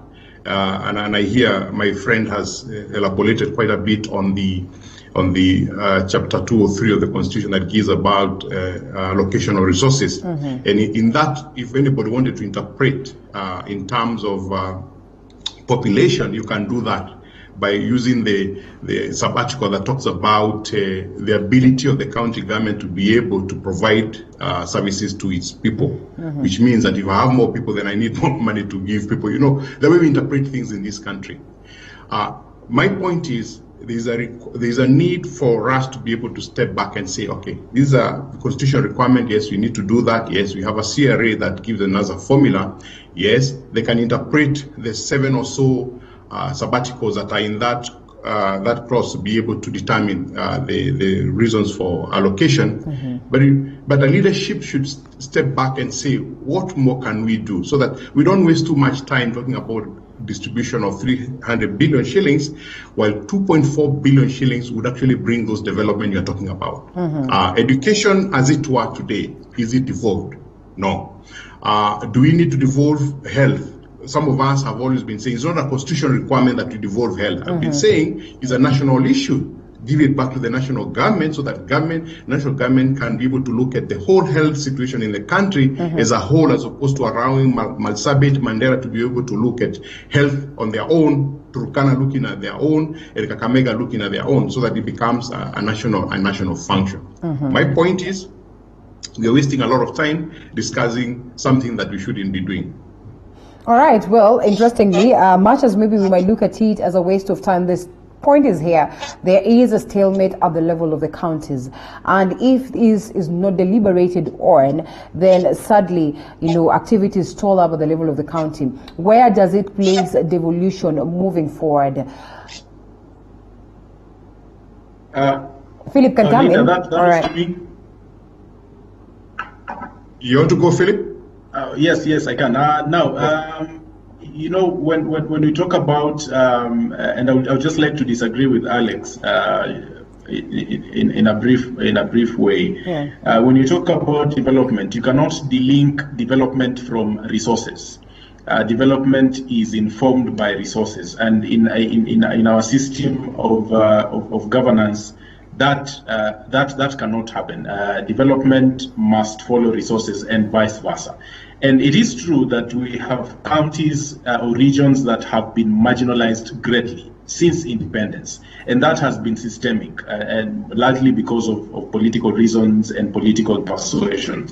So for us to address that, and that is why the Constitution has been very clear on how resources need to devolve. And I also agree with Alex on this point that we are dwelling on the wrong premise. The small allocation, 300 and something billion. We should be looking at how all these resources are going to these regions and to these counties, not just the county allocation, but the national resource, the national cake. When you talk about the national cake, it should not just be a preserve of county allocation or the slice that goes to county allocation. We should be looking at the whole cake and how that devolves to these regions. There's argument on how some projects have been a preserve of certain regions, which is true. That is a fact. We have seen, for political reasons, industries being opened or being revived in certain regions with the exclusion of others. That is a conversation that we need to have. So I think we need to look beyond the county revenue allocation and look at our whole national public finance management system and resource allocation. I'll just borrow something that Plato says in his treatise, the Republic. And he says that for you to have a utilitarian model, which is what most of us are proposing, you must give every man his due. And that means that you have to get to a point of equity and equality. So as you look at equity, you must also focus on equality. And equality means that treat every individual equal. And for you to do that, you must address the peculiarities of every individual.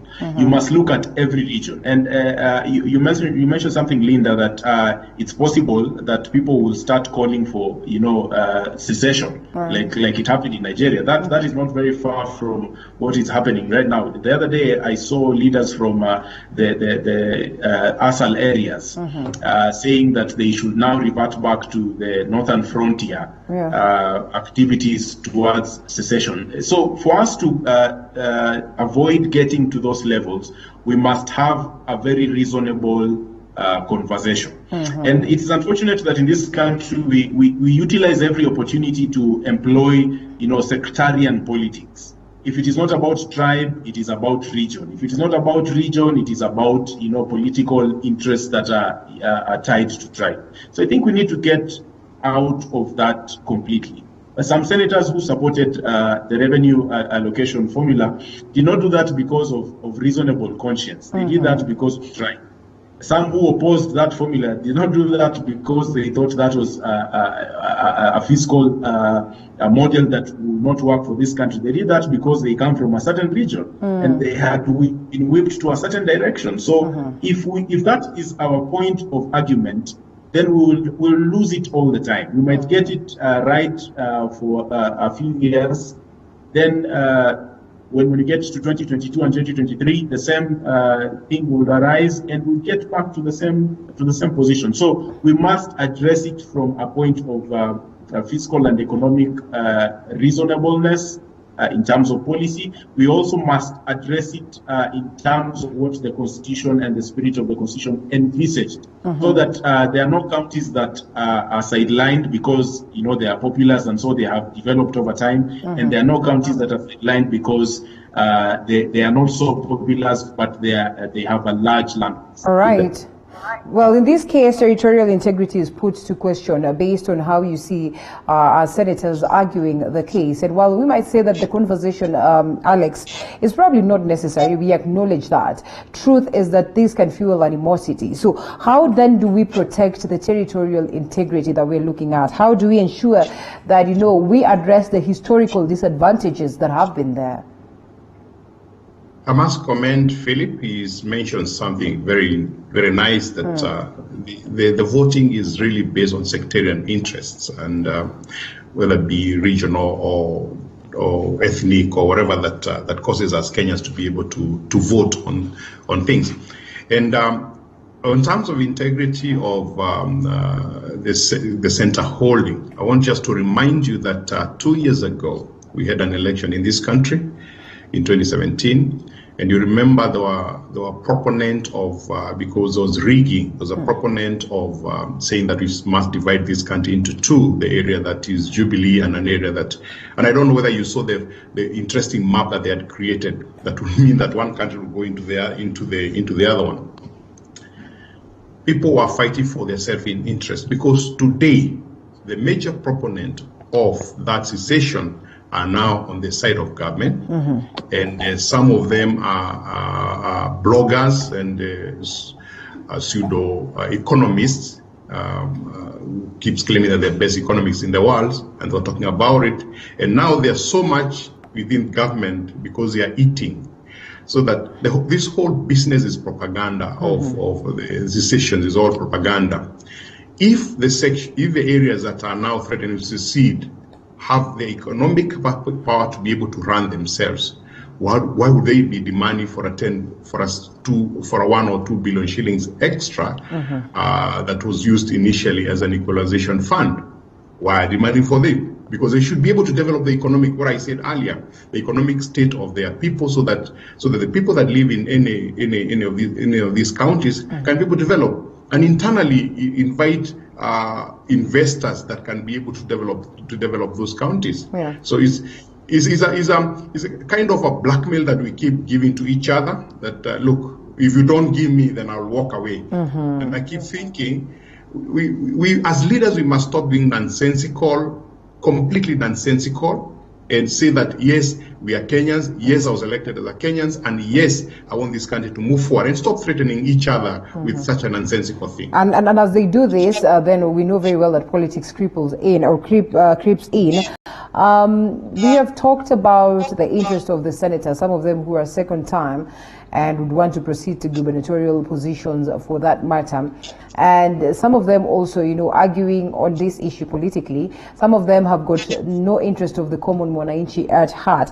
But equally interestingly, for the very first time, as many have argued, we've been able to see senators go against, their political kings and, just decide that, okay, well, this is going to be about the common mwananchi. Overlooking the aspect of politics, do you suppose that the senators are genuine in, first of all, opposing or even agreeing to some of the proposals that have been fronted so far, Philip? The reality is, and it's an unfortunate reality that you have only a handful of senators who are true to themselves and, true to their principles. Yeah. Most of these senators are dragged along either by money, by coercion, threats and intimidation. I think that is what has been happening in this past week. I'll not be surprised if things go smoothly for either side today in Senate because of what we call lobbying. And I think lobbying in our political case means you are either buying people off, you are threatening them with some sanctions either along party lines or along political formations. Or things in that line. So I'll not really say that all those senators, for example, who went against their party positions, when we talk about parties, we are really referring to the individuals who own those political outfits. We're not talking about ideology. So if they went against such individuals, it's not because they really have now developed a mind of their own. It could be because they sold their mind to the highest feeder, he who fed the stomach better than the next person. That is our unfortunate reality. So if really our elected leaders had minds of their own, stood to ideology and embraced principle, then this will not really be a question of argument. It will be predictable. I mean, we would know that a certain individual stands for this. A certain individual stands for this, and it will not be in question what way they would go or what direction their vote would take. It will be very clear. But because people can be bought very easily, people can be threatened, and because they have nothing to stand on, they will succumb to those threats. We are seeing what we are seeing in Senate. The fact that this thing can be discussed in the House and postponed and put off for a very long time goes to show that. The other bit that is also unfortunate is this. Yeah. This formula did not just get into Senate the other day. The Commission for Revenue Allocation released this formula some time back. It has been in the public domain for a long time, though the public has not had clear access to it. It has been on their website for a very long time. Senators did not see the need to engage on this formula, even before it came to the House. So I think that is a laxity on their part. A House that is designated solely for devolution and to ensure accountability in terms of county government's expenditure, and to ensure that resources going to the counties are adequate. They slept on their job. And the fact that we are seeing this jostling in the House and outside along political formations and tribal formations really is unfortunate. Okay, now moving forward, the conversation has to go on anyway, and we know very well that this has been politicized. We've seen the stand of Right Honorable Raila Odinga, President Uhuru Kenyatta, and other key figures. Today, what are your expectations, Alex? I know the last one we probably expected that, having spoken to the key leaders, maybe we'll find a truce. And this is a question that I keep asking. Why does it have to do with all this, key leaders? Why can they just make a sober decision that will be of interest to the common mwananchi as opposed to waiting to see what it is that Baba is going to say? What is it that President Uhuru Kenyatta is going to propose? It's exactly what Philip have said, that people have refused to use their ability to interrogate the debate on the basis of principles and priorities of what needs to be done. One may disagree with the Constitution, But if you disagree with the constitution that is passed by a nation, you need to go to the articles that allows you to change that constitution. Yeah. In the constitution, it's given about, I think about 7 or 8 ways in which things to consider when you're doing a revenue distribution. I'm yet to hear any of the senators who is going through A, B, C, D up to J and saying that I'm opposing this thing because it did not take care of J or E or F or whatever. I have not had one. Not this fella called Kangata, not this fella called Orengo, none of them.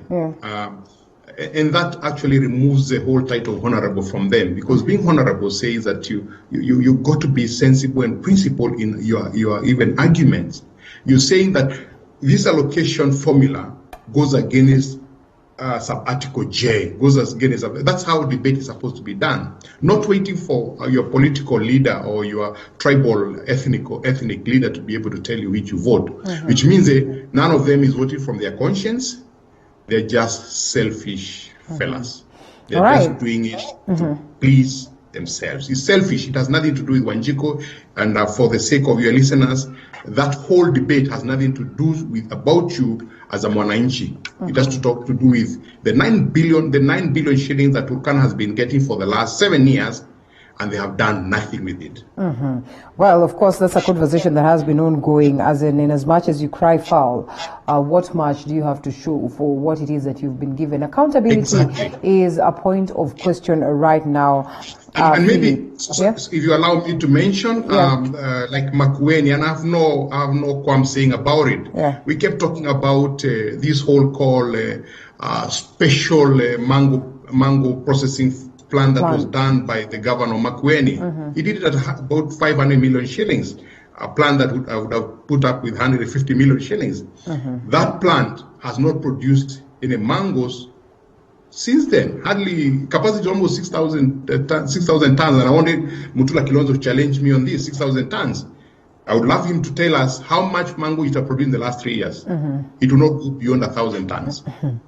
Wow, all right, interesting right there. And so to speak, I don't know what you'd say about your region, Philip. I don't know whether you feel like, some of the key figures within your region have been able to do what is expected of them. But importantly, the aspect of accountability comes on board, that in as much as we give you numerous amounts of money, what are the guarantees that we're going to get accountability of it? And yesterday, the CS for Treasury also coming out to at least try and solve the situation as it stands, as we await the declaration today. Good move? First, I'm embarrassed to mention my counties or the region I come from, because it is terrible. There is nothing good. There's nothing good to write home about. It's sad. Not 10 years from now, or even 5 years from now, as some counties will be celebrating some milestones, I think the region I come from would just now be starting to hear rumors about devolution, because money has been wasted, money has been misappropriated, and I think that is now our point. That is what should be our point of focus: accountability.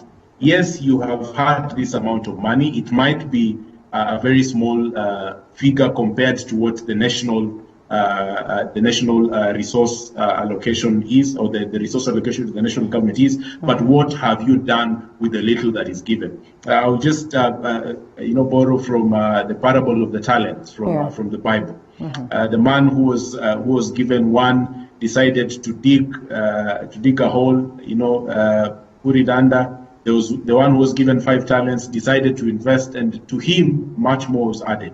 I think we need to have that conversation, so that it is not just on what you want on your side, and this is for all the counties, not just the counties that are less populous and have a large land mass, and the counties that are populous. All the counties. It should be a national conversation.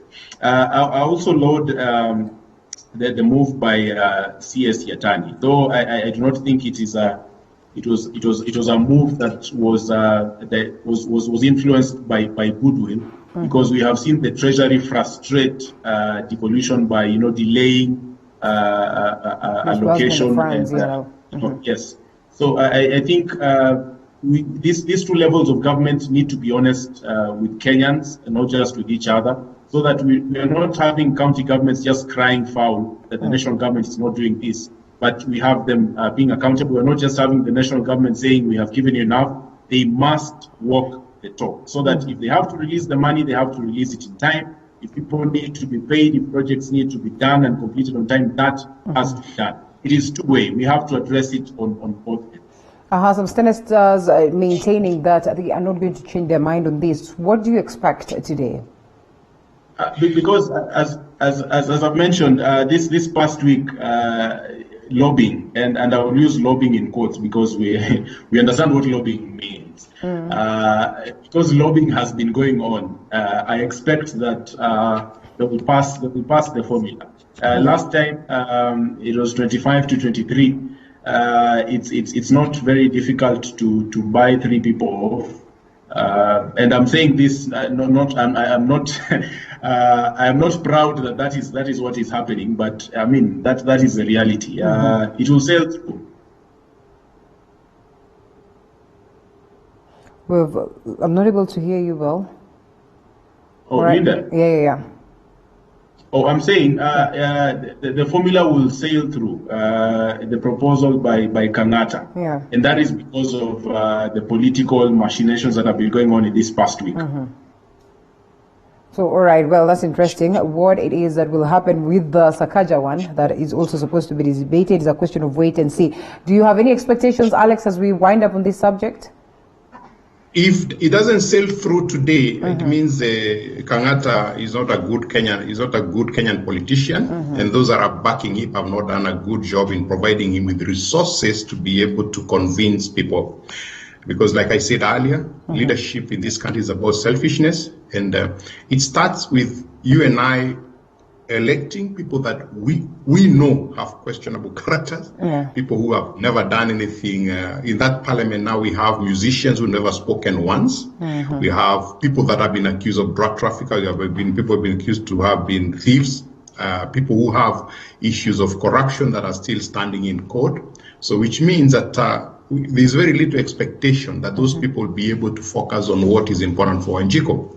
So if it doesn't pass today, it will be a vote against Kangata's ability to be able to bribe people to do what they're supposed to do. And number two, it will mean that the people that bid do not give enough resources to be able to give out. I know Philip is very careful in saying that, this canvassing and all things. It's money that exchange hands that causes people to change their hearts. And it's so easy to pay 4 people in this country for them to change their minds. It's just a price. And every man has a price. Right. Well, as they would say, when you see the politicians agreeing on something, as a common mwananchi, you need to get worried. And speaking of agreeing and disagreeing, the NASA coalition, I've not had a chance to have a conversation revolving around this with you two gentlemen. The NASA coalition and the latest coming on board is that, well, there's an argument that NASA is officially dead. And still on that very note, the coming in of Wiper to join Jubilee Party, the latest is that ODM is claiming that Wiper Party is playing fishy, especially with this point of coming in to join Jubilee. Fishy is not just fishy, but fishy that would work against ODM. What do you make of these allegations, and moving forward, what way for NASA? Maybe Philip? Yes, Linda, the only NASA that exists is the National Aeronautical and Space Administration. NASA died a long time ago. And anybody who's talking about NASA and Wiper going against NASA and all that, it's just being nonsensical again. Allow me to use this word, because when you don't make sense, you are nonsensical, right, Philip? That's English. So they're just being nonsensical. It died a long time ago. The moment Baba walked into State House, to Harambee House, came out handshaking and saying that we are going to work together towards finding out why we fight. They should have come to my house. I would have told him in 2 minutes why we fight. I would have told him in 2 minutes. Now they sat for 2-3 hours, and then they have spent 9 billion shillings to look for an answer that I could have told him in 2 minutes. At that point, when he went in, He didn't consult any of the so-called principals. I wonder whether there were principals. You are Kalonzo Musyokas, you are the rest of the Musalia Mudavadi and the rest. That's the day NASA died. Anybody who thinks otherwise is just being nonsensical. And so in this case, as we loop in, Philip, do you suppose then that ODM is just being petty, and anyway, they are just being treated to what is supposed to be the case, and it will be funny for them to cry foul in this case? I don't know why they are crying foul. I mean, ODM was the first to declare that there is nothing called NASA. Yep. So I think what is really biting them right now is because Kalonzo Musyoka has gotten into the tent, the Jubilee tent, and he wants a piece of the meal. So they feel that they will lose out, and that is why they are crying foul now. But it's nothing called NASA. What betrayal has ODM faced by Kalonzo Musyoka and Dwight Papati saying they are walking out of that outfit that was called NASA. There's really nothing. There's been no betrayal on the side of Musyoka, Wetangula and Mudavadi. In fact, the betrayal came, if there was any betrayal, it came from ODM in the first place. So I think they're just trying to milk everything out of what is remaining of the outfit. All right, well. And Linda, remember, in our political formation, and now as we approach 2022, the various political parties now must start looking at how they adjust themselves in terms of regions that they control. And you remember, through NASA, ODM controlled the eastern province, the lower eastern side of this country, man to man. So they are concerned that they are losing that. So they would want to create a situation where they can find a way of getting that back. And speaking of losing, is ODM poised to lose so much? You saw what happened the other day with Mombasa leaders arguing that they're going to run away from ODM. Western Kenya leaders also feeling that, for the longest of time we've supported Baba, but there's nothing to show for that. There's nothing to celebrate us. And now that you're talking about this other region. It's a risk Baba took when he walked into Harambee House to be able to talk to Uhuru Kenyatta. I think he was basing it on the fact that the following that he had was almost religious, which means that people would understand every move that he made and excuse him even if he makes a mistake in terms of his move. And I think it has come to bite him because people behind him did not see it that way. They saw themselves as on top of the pyramid, and they did not bother. Philip, I've just said that the first people who really announced the death of NASA were the ODM members of parliament, leaders who kept shouting all over in funerals that Wetangula is this, Mudavadi is this, Kalonzo Musyoka is this, actually deriding them and actually pushing them out of NASA before they even declared themselves that way. All right, well, I think we're going to look out on this as we await to see how things will unfold. But we do not exit before we address this one. Police decide to go digital. Long overdue, Philip? Yes, it is. I hope my network is okay. It is perfect. It is okay. All right. I think this has been long overdue, and for all government processes, the world has gone digital. For us to do away with a lot of runaway corruption in our police stations, in our criminal justice system, this is something that we should have done long time ago. But I should also mention this.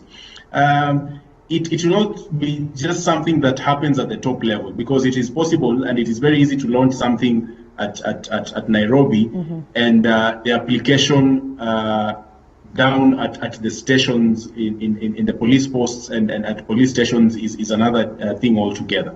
So if that has been launched, then let us see results going forward. Let it not be something that we will witness 3 years down the line. I mean, we have a behavior of launching things that do not go anywhere. You launch a project that has no results. Let it not be the Huduma number thing that the Ministry of Interior came up with, and we lost billions in the process. So if they have decided to go digital, let us do that, and let us do away with these loopholes in our criminal justice system completely.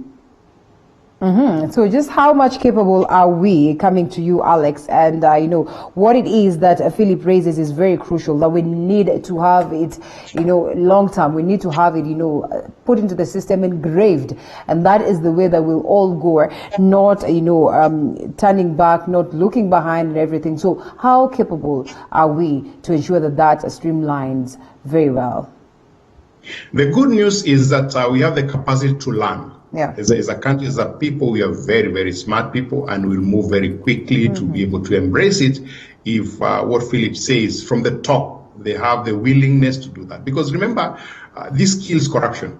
This kills a lot of interaction with human beings, and that means corruption will be reduced. So are they willing to move forward? I think, and as a country, in terms of capability, I have no question we can be able to do that. Today, if you're dealing with NTSA, you don't need to you don't need to stand from your desk. You apply for your car registration, you do everything from your office, except the guy who clears a car in Mombasa, who physically goes, you don't have to move. If you are a person who sells cars, you don't even have to move. You do your work online, give your whatever, logbooks and everything, and exchange. If you're dealing with KRA, the so-called iTax today, they're able to do a lot of collection and a lot of returns because it's done online. So why not? The fact that today we are using Skype to be able to talk to Mwananchi through your TV means that the police are way behind. Digital age has come, and we must embrace it. As we embrace it, do you suppose this will come in handy to address these issues of toa kitu kidogo, bribe, corruption, and also just streamline, these activities that we're talking about, especially in terms of the people being awarded justice for that matter, and also controlling how, some of these cases will be reported? The other day I saw CS Musheru tour Tatu City and say that they will now have our own local servers. And I think now that kind of corruption will be moved from the police post or police station level to a higher level, where now somebody in the system can do away with a whole entry in the OP. I think that is the only challenge that we will face in that system. And I think we are not beyond that. We have bad manners as Kenyans. That is possible. It is not really past us. So yes, it will handle a lot of things. But again, if you have removed the feeding trough at the police station at the OB, then the feeding trough will be taken outside the police station. So I think people will be paying not to get into the system. So we must address corruption right from the roots, so that we are not doing it artificially. We must embrace other avenues of doing away with corruption, of minimizing corruption, but we must work towards eradicating corruption completely. All right, so we wait to see how that will happen, or that will, be, of course, made good, as one would argue. And before we get to wind up, I'd love to hear your take on the same. We're still on the revenue sharing and our expectations for the day. This is a question I would want to ask. What then is the role of the common Mwananchi? How much power does the common Mwananchi how much say does the common Mwananchi have towards ensuring that this stalemate is addressed, if at all we want to solve this issue and also save devolution? Alex? At this stage, I don't think the Mwananchi has a lot of say in that, because we elected leaders, the senators, who are supposed to debate on our behalf. They're supposed to use the constitution that we passed in 2010 to be able to make the decisions. But over time, we have allowed them to use their not to use their conscience, but to use their mouths to be able, whoever feeds them well, to be able to make a decision. And that leaves us as Mwananchi in a very precarious situation. I think ours is moving forward. Between now and 2022, we must reevaluate ourselves and our thinking if we want a change, if we want a change. I sometimes think that Kenyans don't want any change. Kenyans are happy with the status quo. Kenyans are happy with the corruption that Philip is talking about. Kenyans are extremely happy because we praise people who steal, and they steal, and they say, huyo ni mtu wetu, acha ile kitu ameiba, alete nyumbani tukule.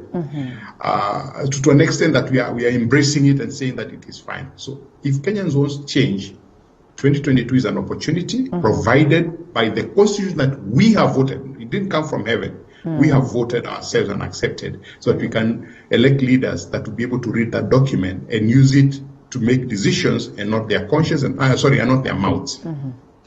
All right, interesting. Do you agree, Philip, that yes, we are excited about corruption, we're excited about all these stalemates, so that as Kenyans we do not even have, the need, or we do not have that push to come in and address this?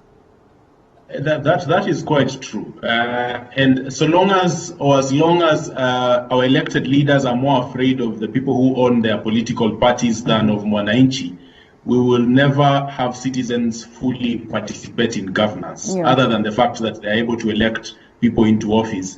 And some of those elections are not really based on policy or ideology.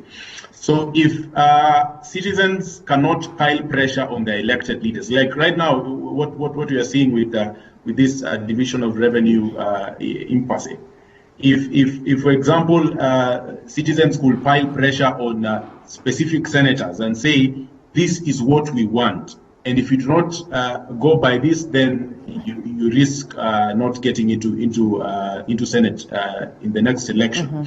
If that was the case, then we would be better placed. I mean, we would trust that senators are actually representing the interests of their citizens. You would hear statements like as a senator voting and saying, he together with the delegation from his county. And you'd imagine that the delegation is citizens. No, the delegation could be some prominent businessmen who funded that politician in the last elections. So I think citizen participation needs to go a notch higher. We must be involved in these policies, because when the Commission for Revenue Allocation went out, I believe they did a notice. It was a publicized notice. Citizens must make sure that they are participating. Do not just bank on the elected leader. They have their role, yes, but you also have a role of oversight as a citizen. You have a role of participation, and that is why it is called public participation. If that was not the case, then we would just leave it to elected leaders to do it. All right, well, gentlemen, let's wait to see what will happen today. Like I had said, we are right here. We'll be following up on the same, and we'll update you accordingly. Thank you so much, Alex Mwadhi, political analyst and leadership and governance consultant, Philip Mwangali, for the great insights. We look forward to have you another time. And it's now time that we cross over to the lifestyle segment. Thank you so much. Thank you. All right. Okay. Well, I'll see you some other time as we cross over to a different segment on Matters Lifestyle. After this break, we're coming back with much more. Thank you so much for being part of this.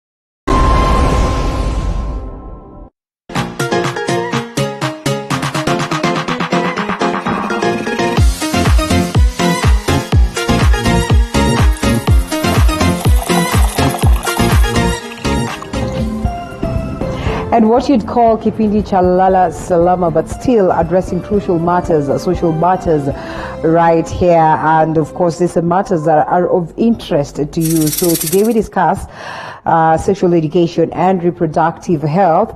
And we just base our focus on what has been happening. I just talked about the social ills in, in the previous segment that have been cropping up. And we asked today, how much do our girls, how much do our boys know about what it is that they can do to ensure that they protect themselves sexually?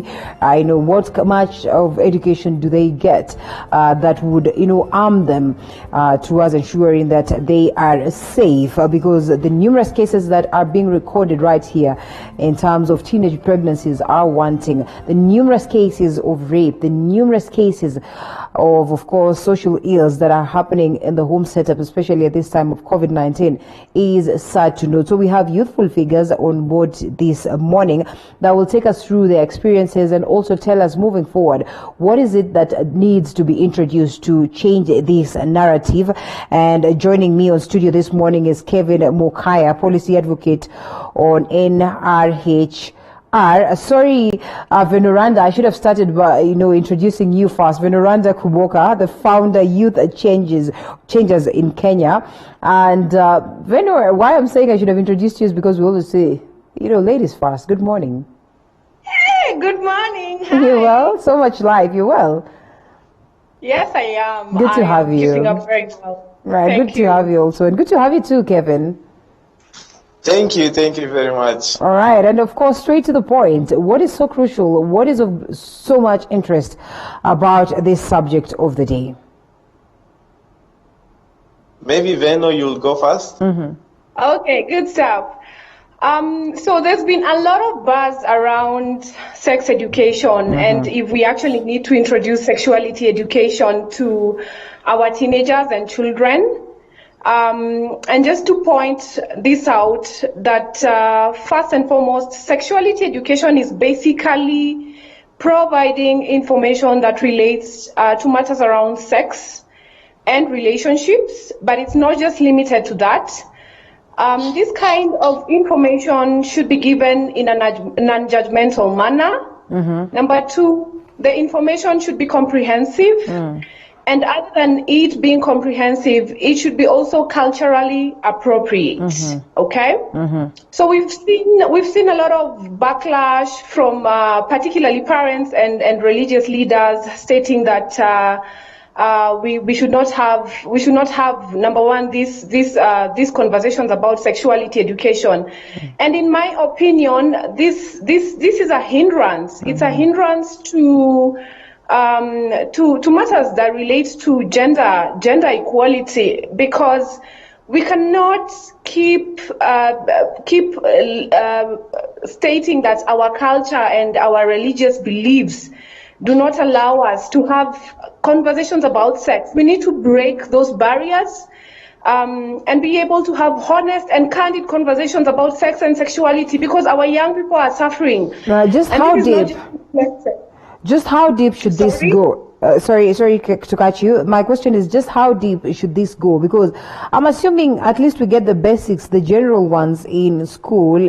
If not in primary school, then in high school, as you're doing your biology studies, you're able to get this information. So just how deep should it go? Why do you sort of feel like maybe this is not addressed accordingly? Probably to loop in Kevin. You see, this is a very timely discussion when we talk about sexuality education. Right now, you will look globally, approximately 34% of young people, and this I'm talking about the boys, can be able to express accurate knowledge of them preventing themselves from contracting HIV and other STIs. So it's very alarming. Where do we leave this other percentage? And it's a big percentage. You will see 2 out of 3 girls in most countries, developing countries like Kenya, don't have any knowledge of what is going through their bodies when they start menstruating. But where do they get this information? Might be in school. And how about the individuals that are out of school? There are other interventions that are involved in order for them to maybe disseminate, to get this information disseminated to them. So it's how that's how deep it would get. It's not just about, again, information around it. We've seen research around the world that has been done that, display that once you're equipped with sexuality education in your own self, there's improved knowledge of maybe use of contraception. There's decrease in multiple partners, and as young as you would be, we cannot run away from the reality that these children, I will say children, young girls, young boys, have had their sexual debut as early as 10 years. And actually worldwide, you see, a child giving birth to a child. We have 9-year-old girl who's actually the youngest globally that has already given birth. So do we expose them to this information so that they can prevent them from teenage pregnancies, unsafe abortions, that's taking away a lot of young girls' lives. So that's how deep it can get. So as early as they enter into their sexual debut. But just whose role is this? Because we've shied away from these conversations, like you rightfully put it, from a time immemorial. So who should be given the responsibility to ensure that they train, that they give this information to the children out there? Because as it is, yes, and I think you'd agree with me that sometimes, yes, there's that, shame on me feeling, especially when you are discussing this. Well, I keep saying charity begins at home, and there are several aspects that determine the socialization of a child. And the first one, of course, is the family. We have religious institutions, we have the media, we have our peers, and we have the school. In my opinion, this issue is very systemic. Each of us have a role to play, okay? And it needs to begin from home, and the parents need to play their role in having honest and candid conversations about sex and sexuality. And this begins with basic things like naming private parts as they ought to be named, okay? And not giving them some very funny names that I've witnessed in the past and that I've heard in the past. It's very important for us to have conversations with children, letting them know this is an appropriate touch, this is an inappropriate touch, okay? Telling them that if someone touches you without consent in your private parts and naming them as they are, you should talk to me about it. This is what your private parts are called. The other thing, religious leaders also have a role in this because it's estimated, and we've had a lot of statistics about particularly unsafe abortions. And I keep asking myself, how many Christians do we have in Kenya? I think it's close to around past maybe 80% of the Kenyans are actually Christians, around that estimate, okay? But the number is pretty much high. And the cases of unsafe abortions that are reported are extremely high, slightly close to almost 500,000, okay? And where are these people? These people are in our religious circles. Right. Why are we not talking about sex? We've had instances where we've seen pastors and people who are affiliated to the religion and reverends and bishops they've been luring girls and young women to have sex with them. And these are the conversations that we are actually not having. We are not talking about matters around contraceptives, and we've gotten to a point where we've made sex look very demonic and satanic. And I keep asking myself, is there anything that is good about sex and sexuality? Of course, me and you know that there's something very beautiful about sex and sexuality. So we really need to promote that positive narrative. Again, the government of Kenya has failed children and young people. Before we get to that, before we get to the government factor, let's first of all, exhaust this at the level of the family setup. And now that we're talking about, leaders coming to address these, religious leaders, family setup, moms, dads, and all that. When we talk about sexuality, we know that things that will always pop up, things that will come in mind. And this has been extended. I don't want to say evolved. These are evolved over time. These are things that come up every other other day and you realize that there's gayism, there's lesbianism, some countries trying to, legalize this, so it doesn't look like, what you are looking at these people as though they are coming from space and all that. So when we have such kind of discussion, I mean, is it not too early, so that probably parents sort of feel like it is necessary to shield their children from such? Is it not too early to have conversations revolving around this at a very tender age with your girl who's 10, with your boy who's 9, Kevin? Okay, you see, when you speak about it being early, it's very alarming because at the end of the day, parents don't know what their children are going through. Right. Because they're not exposing them to this information. Is it not an aspect of shielding them and protecting them from, what would be information that would hurt them or, would not be of benefit to them? Most parents usually prefer abstinence-only programs. Right. Especially when we talk about sexuality and the sexuality of their young girls, their young boys. But, at their backs, when they leave for work, these children, these young individuals, these adolescents, are exposed to televisions, are exposed to social media. These are things that they want to explore because they are at an age that they want to explore more, They'll want to practice this. And what do we get at the end of the day? They will end up maybe exposing themselves to unprotected sexual activities. And what does that lead to? Teenage pregnancies. Yeah. Or if at all they wouldn't want their parents to know they're pregnant in some way, maybe they'll reach through some quack somewhere, procure a safe abortion, and it's a lot of encompassing that comes with sexuality education. It's not just about giving the information, but CSE or rather sexuality education itself is explicit. It's talking about gender and rights. It's focusing a lot on gender and rights. We're looking at things to do with female genital mutilation. So it's a whole round thing. But as my colleague says, Veneranda says, if you as a parent, you wouldn't talk to your child about how they should protect themselves when they're having sex. I'm speaking about safer sex. That you already know they're having sex. But will you provide a condom to them, for example? You are protecting them from contracting HIV, other STIs, and even getting pregnant. So ni tunasema samaki mkunje angali mbichi, in Swahili. And charity begins at that very basic level from home. Even before we start talking about what the teachers are giving them, maybe about the school curriculum or something, and also other individuals who are out of school. Right.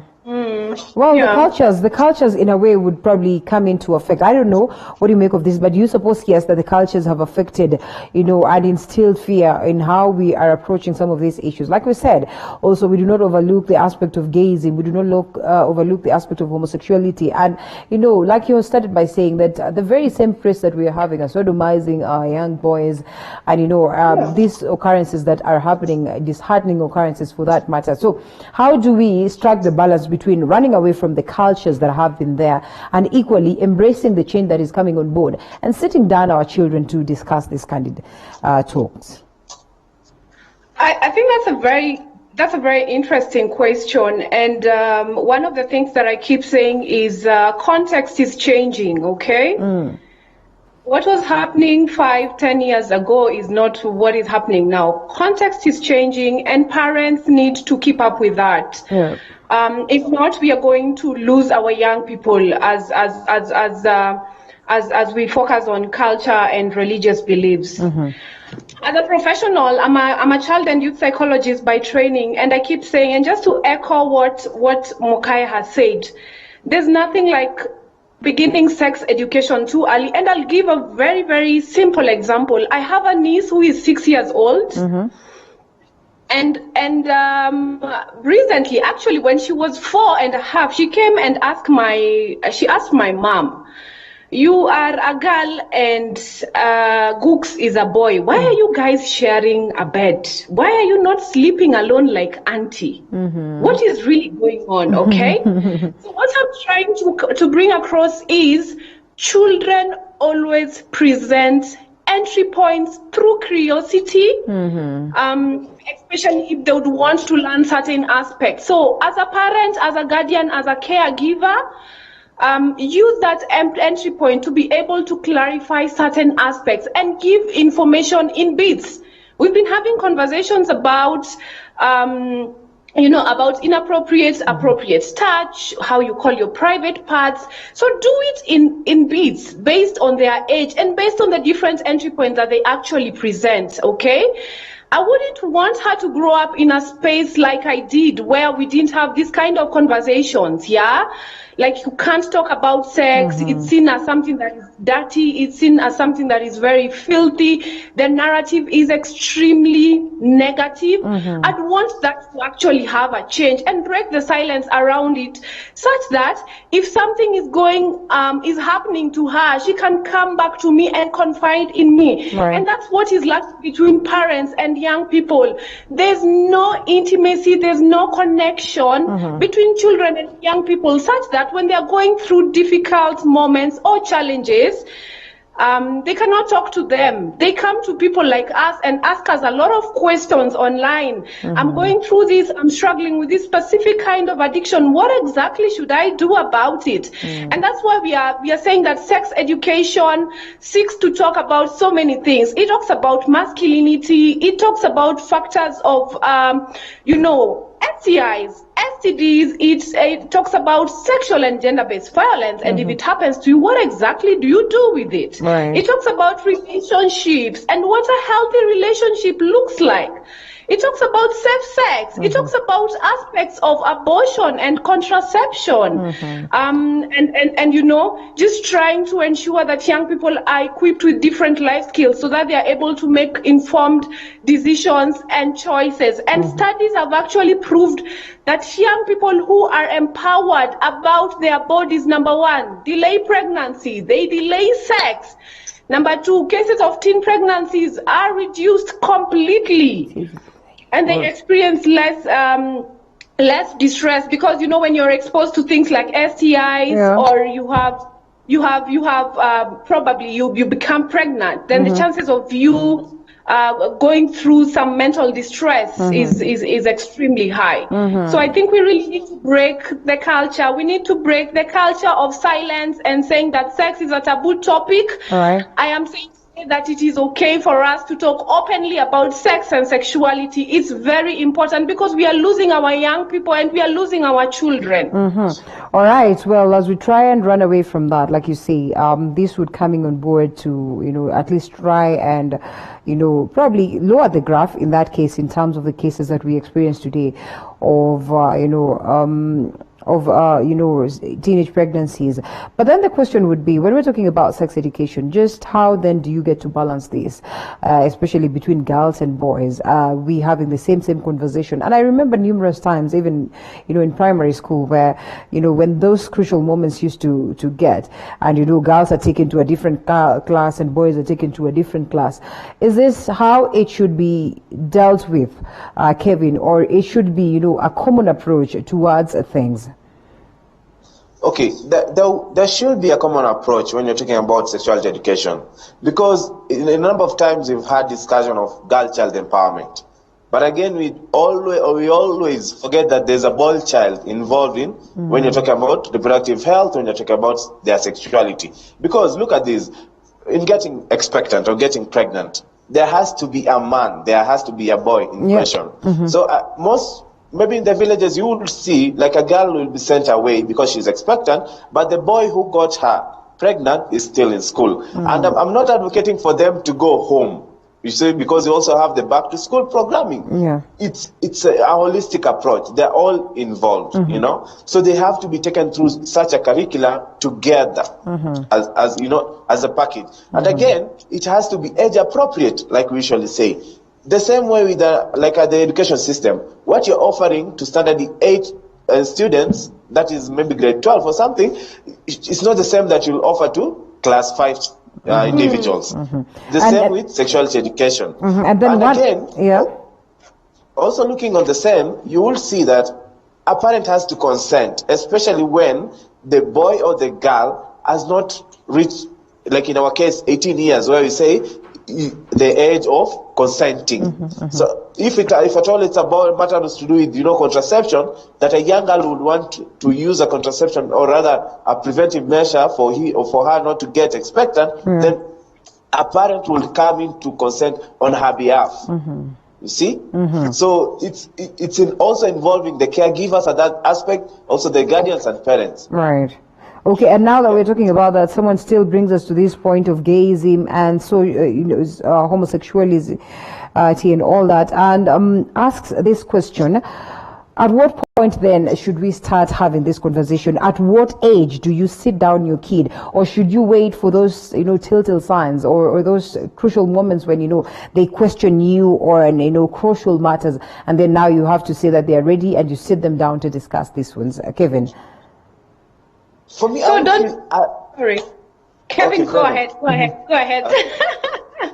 For me, I would feel as early as 2 years. 2 years. Because that child or that young girl, she already knows that she has a private part. But you see what we say, like at that grassroots level, we say you will advise her to ensure that nobody touches her private parts. So, like in our days when you used to school in primary school, you will say they had a song. They had composed a song on singing that no one should touch my private parts. They are mine alone. Things like that. So, as early as they understand their sexuality, so that if you're open to them, whatever happens on their daily activities, they can be able to give you feedback on the same. Like maybe my uncle did this and this. Then it will be very much alarming. Like maybe she might have been raped and you don't know, or something like that. So it's give you a go ahead to be, to expose your child at an early age that you can be able to make effective conversations on her own sexuality and reproductive health. And in this case, you introduce bit by bit, or you just bombard them with all this information? No, it's very sorry, Kevin. I'm really burning to answer that question. Sex education is very progressive, and it's a continuous process. And I keep saying you don't even need to have a sit down to talk about sex. A child presents an entry point to a conversation, clarify, talk about it, leave it at that. Another entry point is presented. Talk about it, leave it at that. I'll give you another very interesting example, again with my little niece. My little niece and I had gone for swimming in some place. And my niece came and told me, Auntie, I've seen something. Boys have trunks. And I'm like, trunks? No, they don't have trunks. Boys have a penis and girls have a vagina. Okay? So they present an entry point, have a discussion about it, clarify, don't brush it off, give them the right information, wait for another entry point, give them information as it relates to that, but I keep saying you don't need to have a sit down. We are having a family meeting today. We are talking about sex education. It looks very structured and not very friendly to the young people. So let them present entry points and don't shoot them down, and have very honest conversations about it. And I'm even surprised right now she would see a campaign about teen pregnancy. She would call me and tell me, Auntie, I've seen a campaign like yours. Okay? So they relate with it and give them information bit by bit. Bit by bit. Do not bombard them with too much information, because it becomes extremely confusing for them. And just to demystify something that many of us have within this country, sex education is not about lesbianism and homosexuality. Now that's where we need to understand. That's my question, and that's what somebody has been asking all. When we talk about sex education, we are not talking about homosexuality and lesbianism. Sex education is more than that.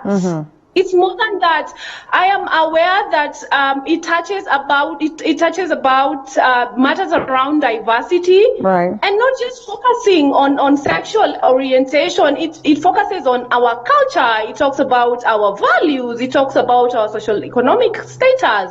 It talks about matters around disability and HIV status, and that is diversity in itself. And then now brings it the aspect of, faith and also aspect of different sexual orientation. But just to demystify that, that notion that sex education is about introducing lesbianism and homosexuality, it is completely not that. And I think in this case then, we need to be treated as you would treat the young ones, and slowly disseminate this information to us. So that's an entry point for you to have another show, another session with us, so at least we get to learn these things bit by bit.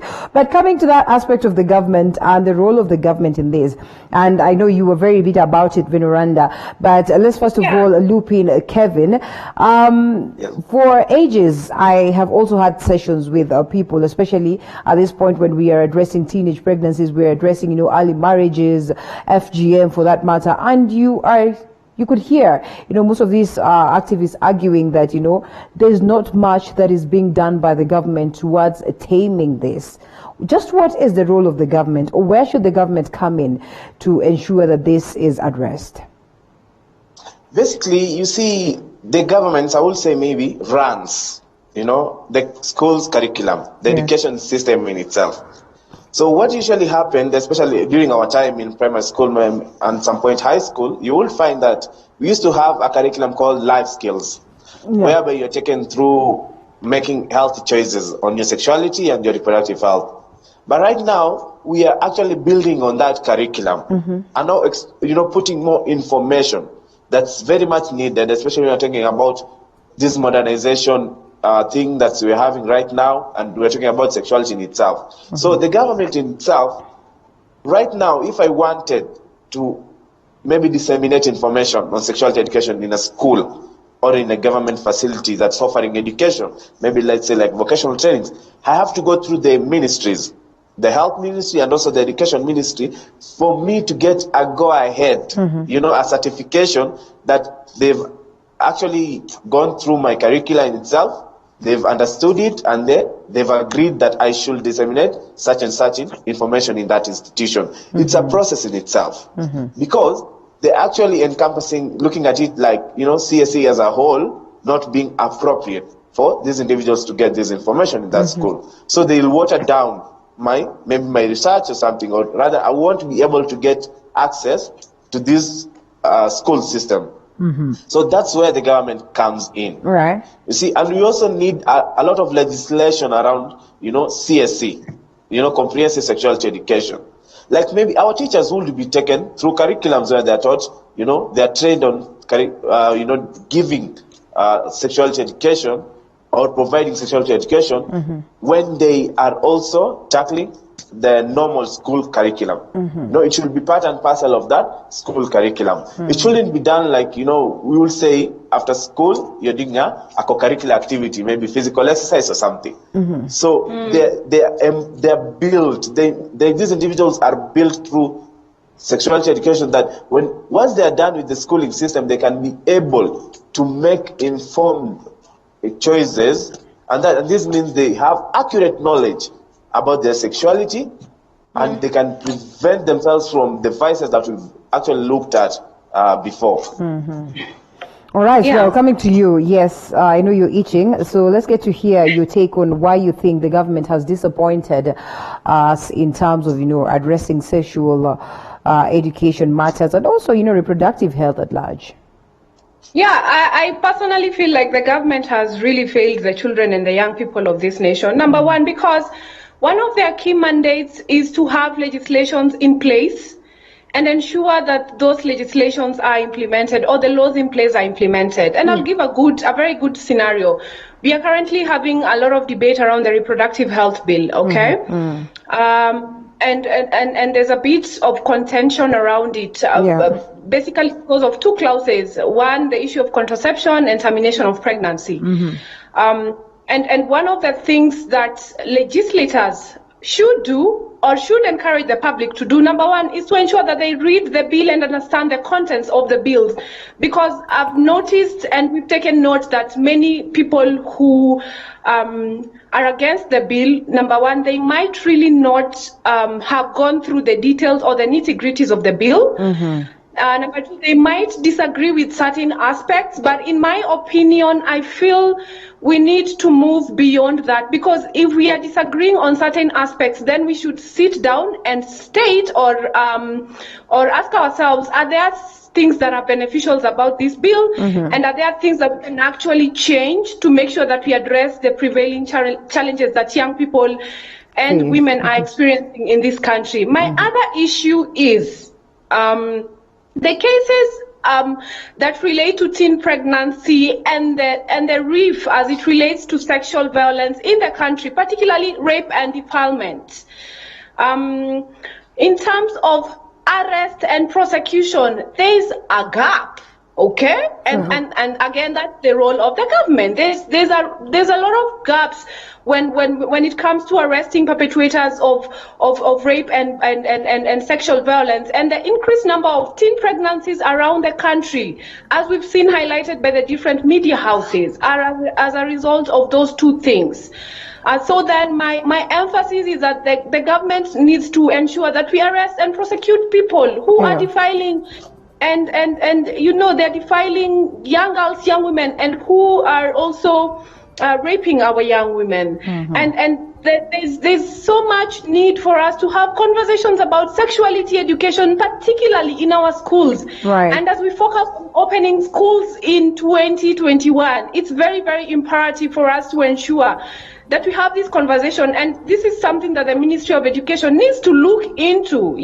We need to go beyond teaching the basics of biology and naming of private parts, and have detailed conversations about you know, matters around menstruation, matters around relationships, matters around sexual violence, matters around masculinity and the role of boys in this madness, because that is also something that we are living out.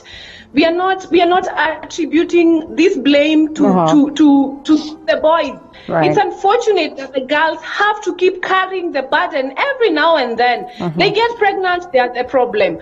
They've gone through rape, they are the problem. And these are the things that need to completely change in this country. The boy child, I don't know why Kevin is not coming in to defend the boy child, because they've also been complaining that, you know, for the longest of time they bear the brunt of all this, yet, you know, sometimes it comes on board and, you know, upon consent. But all the same, like I said, I think this is a conversation we'll have some more and more young people who are passionate about addressing the issues that affect us as a society. Kevin Mukaya, policy advocate on SRHR. Thank you so much. Veneranda Kuboka, founder Youth Changes Kenya. Youth Change Kenya or Youth Changes? Youth Changes Kenya. Yes, Youth Changes Kenya. Sadly enough, time is not on our side and we cannot expound some more because we started a little bit late. But all the same, we say not to worry, because we'll have more and more of this conversation. These are issues that keep cropping up, and it is only noble and fair that we have the conversations, you know, constantly, so we are able to save the society. We are able to ensure that we save our girls and our boys out there. And on that very note, we get to wind up this particular session on sexual education, and we look forward to have more and more of, you know, discussions revolving around the same. My name is Linda Alela. It was great having you since morning. Thank you so much, Veneranda. Thank you so much, Kevin. We'll see you again some other time. Do enjoy the rest of your day. Thank you.